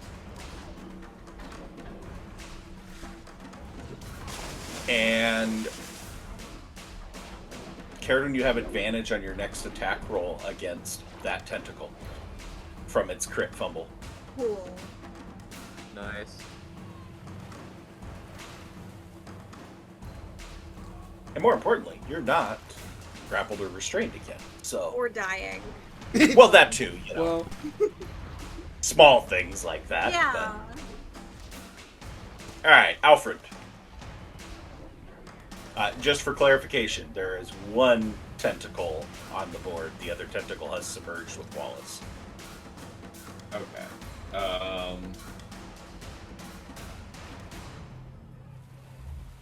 Alfred is just going to plink at it from range with his arcane firearm because he doesn't want to become another one grappled and restrained.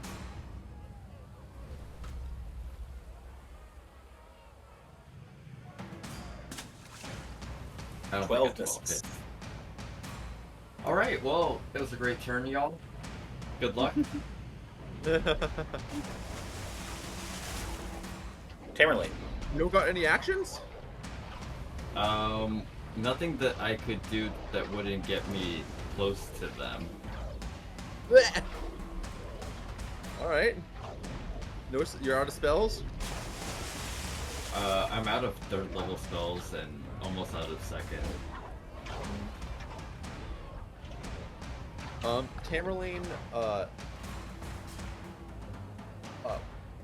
kind of goes down on one of his front knees, and is bracing himself. Whatever magic that he was doing to get into that trance, took a lot out of him. And that's all he can do on his turn. Alright, Atlan's all comes down to you. Yeah. Atlan's gonna go ahead and look at the tentacle and then look at his two comrades on the pier who look quite hurt, and then pan over to Alfred and say, "So you're kind of the leader, so what are you thinking? Should I go ahead and try to take out the tentacle or help them out?"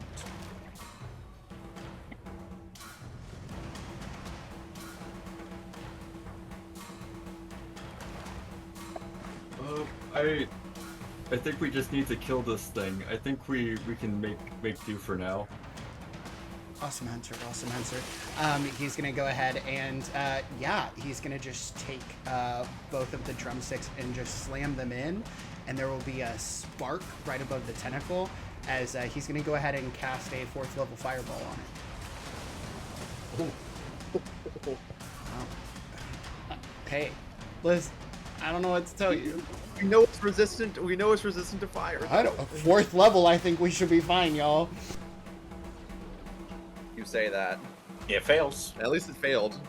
Mm-hmm. Okay. I said I cast fireball. Fireball whenever it's y'all. Listen. I'm living my fireball fantasy because Zentry doesn't have this spell. So it'll be 96 then, since I'm upcasting it a bit. Let me go ahead and roll that on there then. Boop. Oh, there's a good number of ones in there. There are. There's 2. They were more pronounced than the rest of them. Yeah. My screen, at least, so. And one stand out. There were no 6s, and there was 2 ones. Yeah, that's very rude. Yeah, and the smoke of All that, right. he's going to attempt to fly over near Caradwin. And he'll go ahead and stop. I guess 25 feet, yeah. I'll just be over there floating. Okay. And I can end my turn. We've already taken care of that dude. And this guy is very beat up.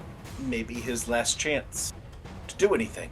So, stick with the same target. Missed.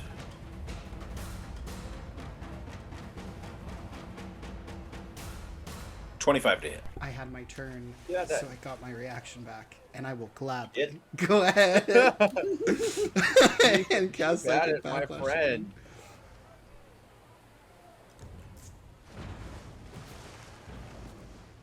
Ooh, moved it to a 2. It's almost better if it does Nice. hit, but it's nice that it's missed so much. Yeah. The spell really gives like counterspell vibes. Mm-hmm. Alright, that's its 2 attacks. That ends its turn, which puts us back to the top. Oh, I definitely forgot to do something on my turn again. It's fine. I mean, Caradwin's gonna the one spell that does any automatic damage. She's gonna cast Shadow Burst again and get that 2d6 necrotic damage off on it. It's like I and I rolled not great. I think I've seen more ones tonight. That than I've necrotic seen in my damage is life. creepy. Yeah. And it does have to roll the con save still. Okay.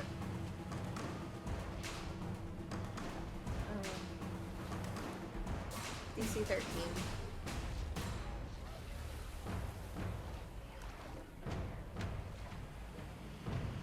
It succeeds as at nat 20. Good place to burn the nat 20. Yeah.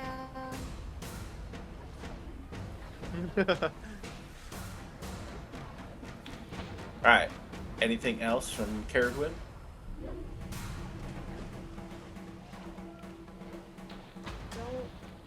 how much I can do. No. That is my turn. Alfred. Alright, well, seeing how this thing is hurt, we might do some more.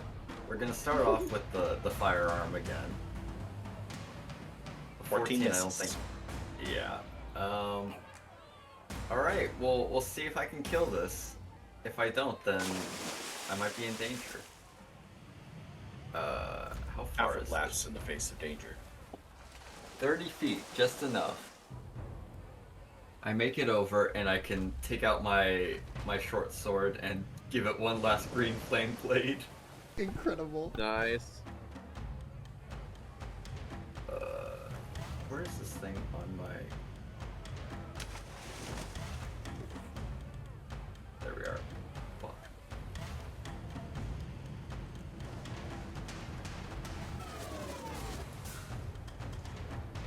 Oh, almost got that 20. Wow. 23 will hit, though. That was a whole thing. 2 4s for a 13.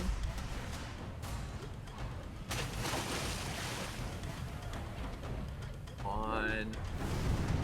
Alfred makes his way over and he slashes the tip of the tentacle off. Come on. 13, resisted down. It is still up. That's my turn. All right, Tamerlane has the chance. Well, I guess that's fair. And you're back up and running. This is your chance. Yeah. Because somehow the Bard is the one with the kills right now, so... Yeah.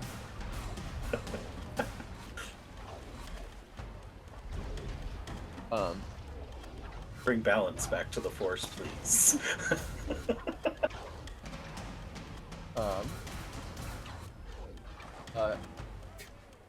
Tamerlane moves forward a little bit, and he pulls another arrow out, giving a nod to Alfred. And he doesn't seem to even aim at the tentacles. He pulls his arrow back and fires up into the air, and as it starts to arc down, it starts to split and multiply and multiply and multiply until there's hundreds of arrows raining down, and it casts Conjure Barrage. Alfred ducks to the side. AJ, I'm envisioning the Artemis dance from Fortnite. Yes. Yeah, absolutely. Just constellation stars all around. Oh my gosh. Let's see if they save. Oh. It fails. This one also fails. Okay, because I can hit both of them. The other one's gone. I think it's under that one. The other one's gone. The other one's under the water. Oh, the other It one's took fully while gone. it left. Okay. Yeah. Oh, uh-oh. Goodbye, Captain.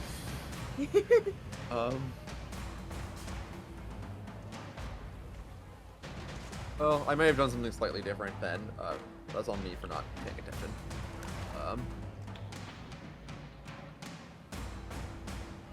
Sorry, I was being lazy. I didn't want to take it off the board for the sake I'm going of to keeping roll track it. of things. So I'm going to want to roll it here. See if the 14 damage is enough. how's this go down?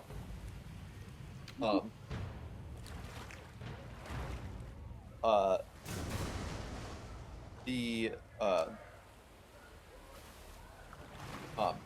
arrows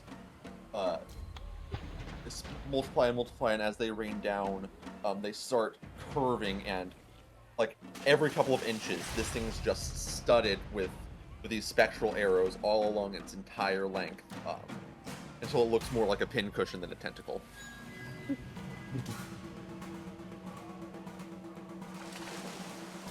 As all these arrows land down, you just watch it waver for a bit, and they just like, it looks like it's just receding at first before it just falls limp, splashing in the water, and sinking down into the depths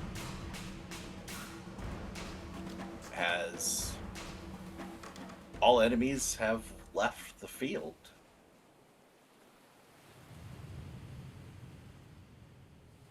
about Wallace's?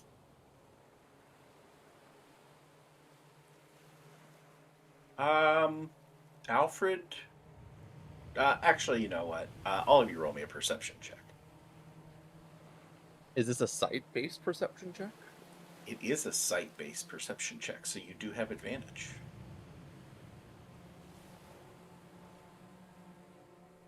That is so cocked.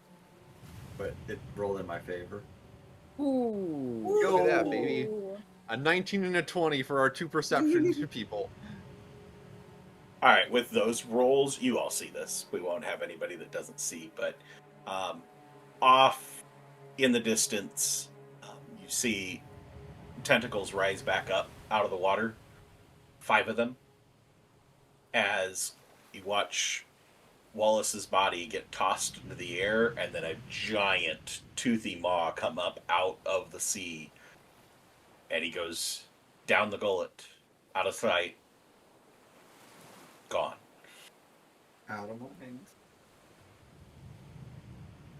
Only thing missing, a scream.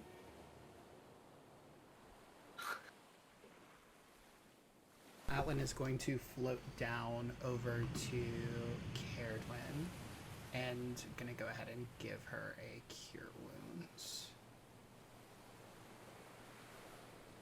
As you're doing that, Tamerlane, never noticed this before, but a door suddenly appears in the planks of the pier, right in front of you. He nods and acknowledges it. What's your passive? 24. Okay, with your 24 passive,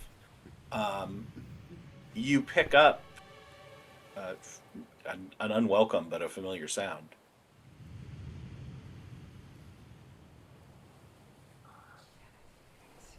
As the whispers fill your mind, just beyond the door, you can see a iron key, an iron key. Get my language correct here. Attached to a long chain that is covered in, like, the chain itself is just got like pieces of kelp and seaweed just mixed in, wrapped through it. Best guess is this fell off one of the tentacles at one point in time during the battle. He opens the little trapdoor and pulls this up. What's kind of the emblem on the end of the key? This is not at the trapdoor. This is just past the trapdoor on the sitting on the pier. Trapdoor. Yep. Okay. Sitting on the pier. Yep.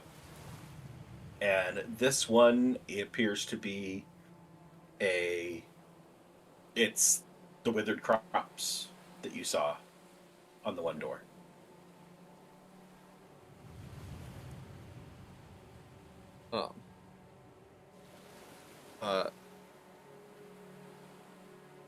Is there a way to unstring the key from the chain?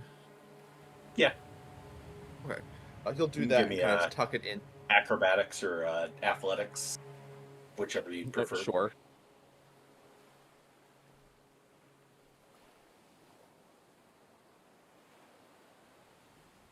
Yeah. Easily able to dismantle the chain and release the key. He does that.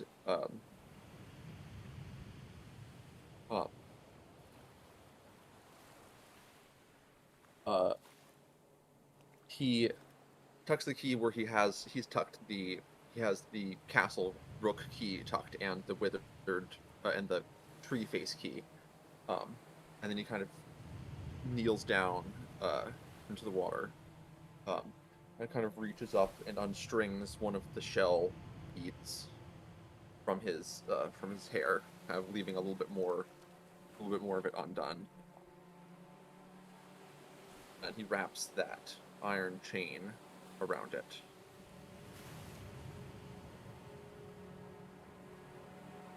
May you find calmer seas in your next life. And it presses it to his head and his chest, and he drops the chain, the shell in it.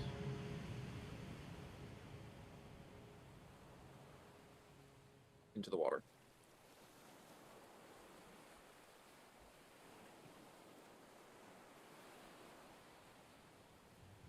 You're ready to get out of here.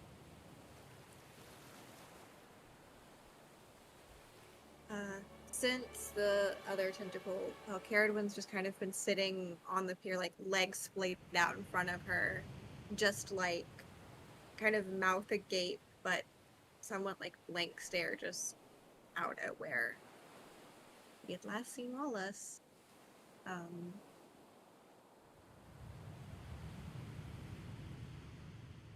Aye, lass. Hmm? We can mourn him later. That thing might come back. Oh. Yeah. Pull herself to her feet. Right. We have a door in front of us, and best not to delay. Yeah, Kimberly will kind of kick the trap door open on the pier. As Caradwin gets up, Atlan's actually going to go ahead and land on his feet and just kind of hold out a hand to kind of stop her. I hate to go ahead and admit it, but we can mourn later seems like a little bit of a loaded phrase if we end up happening to forget Wallace. So maybe here and now we make a pact that if one of us remembers but one of us doesn't, we fill in the other. And he'll go ahead and put out a hand towards Caradwin. Caradwin will nod and shake his hand.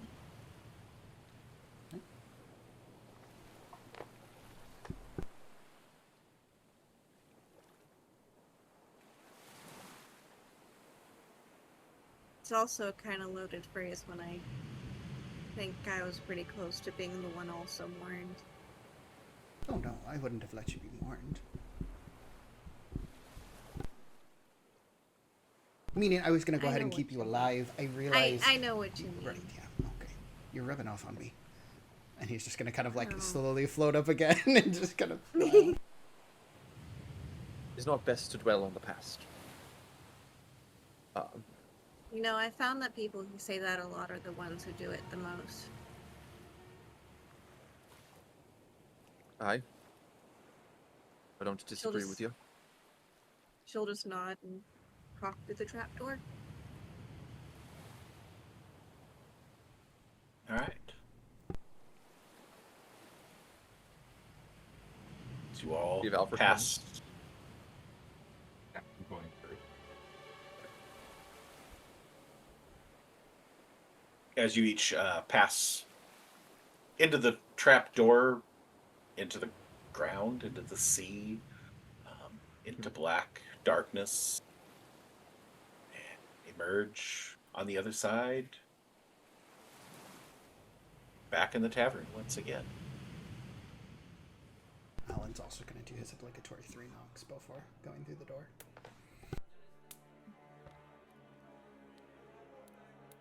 And as you emerge on the take other a moment side... to... Go ahead. I was saying, Tamerlane's going to take just a moment to figure out how the physics of using a trapdoor as a centaur is going to work before he goes in. Before he, like... You're basically stepping into a hole. There's no steps or anything to see, so you're just like... hope you end up on the right just going side. head first into this thing, his back legs and tail sticking up in the air. As you emerge on the other side, one fewer than you were going in.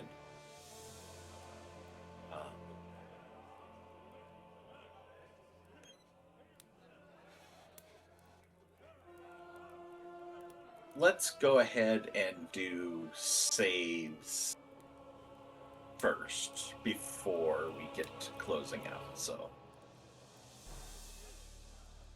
all right, wisdom saves around. Ooh, I might not do so well on this one. I got a 5 on my roll. I remember things.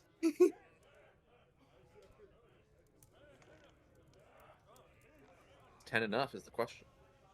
it is not. Caradwin and Alfred, you are safe at this time, but Tamerlane and Atlan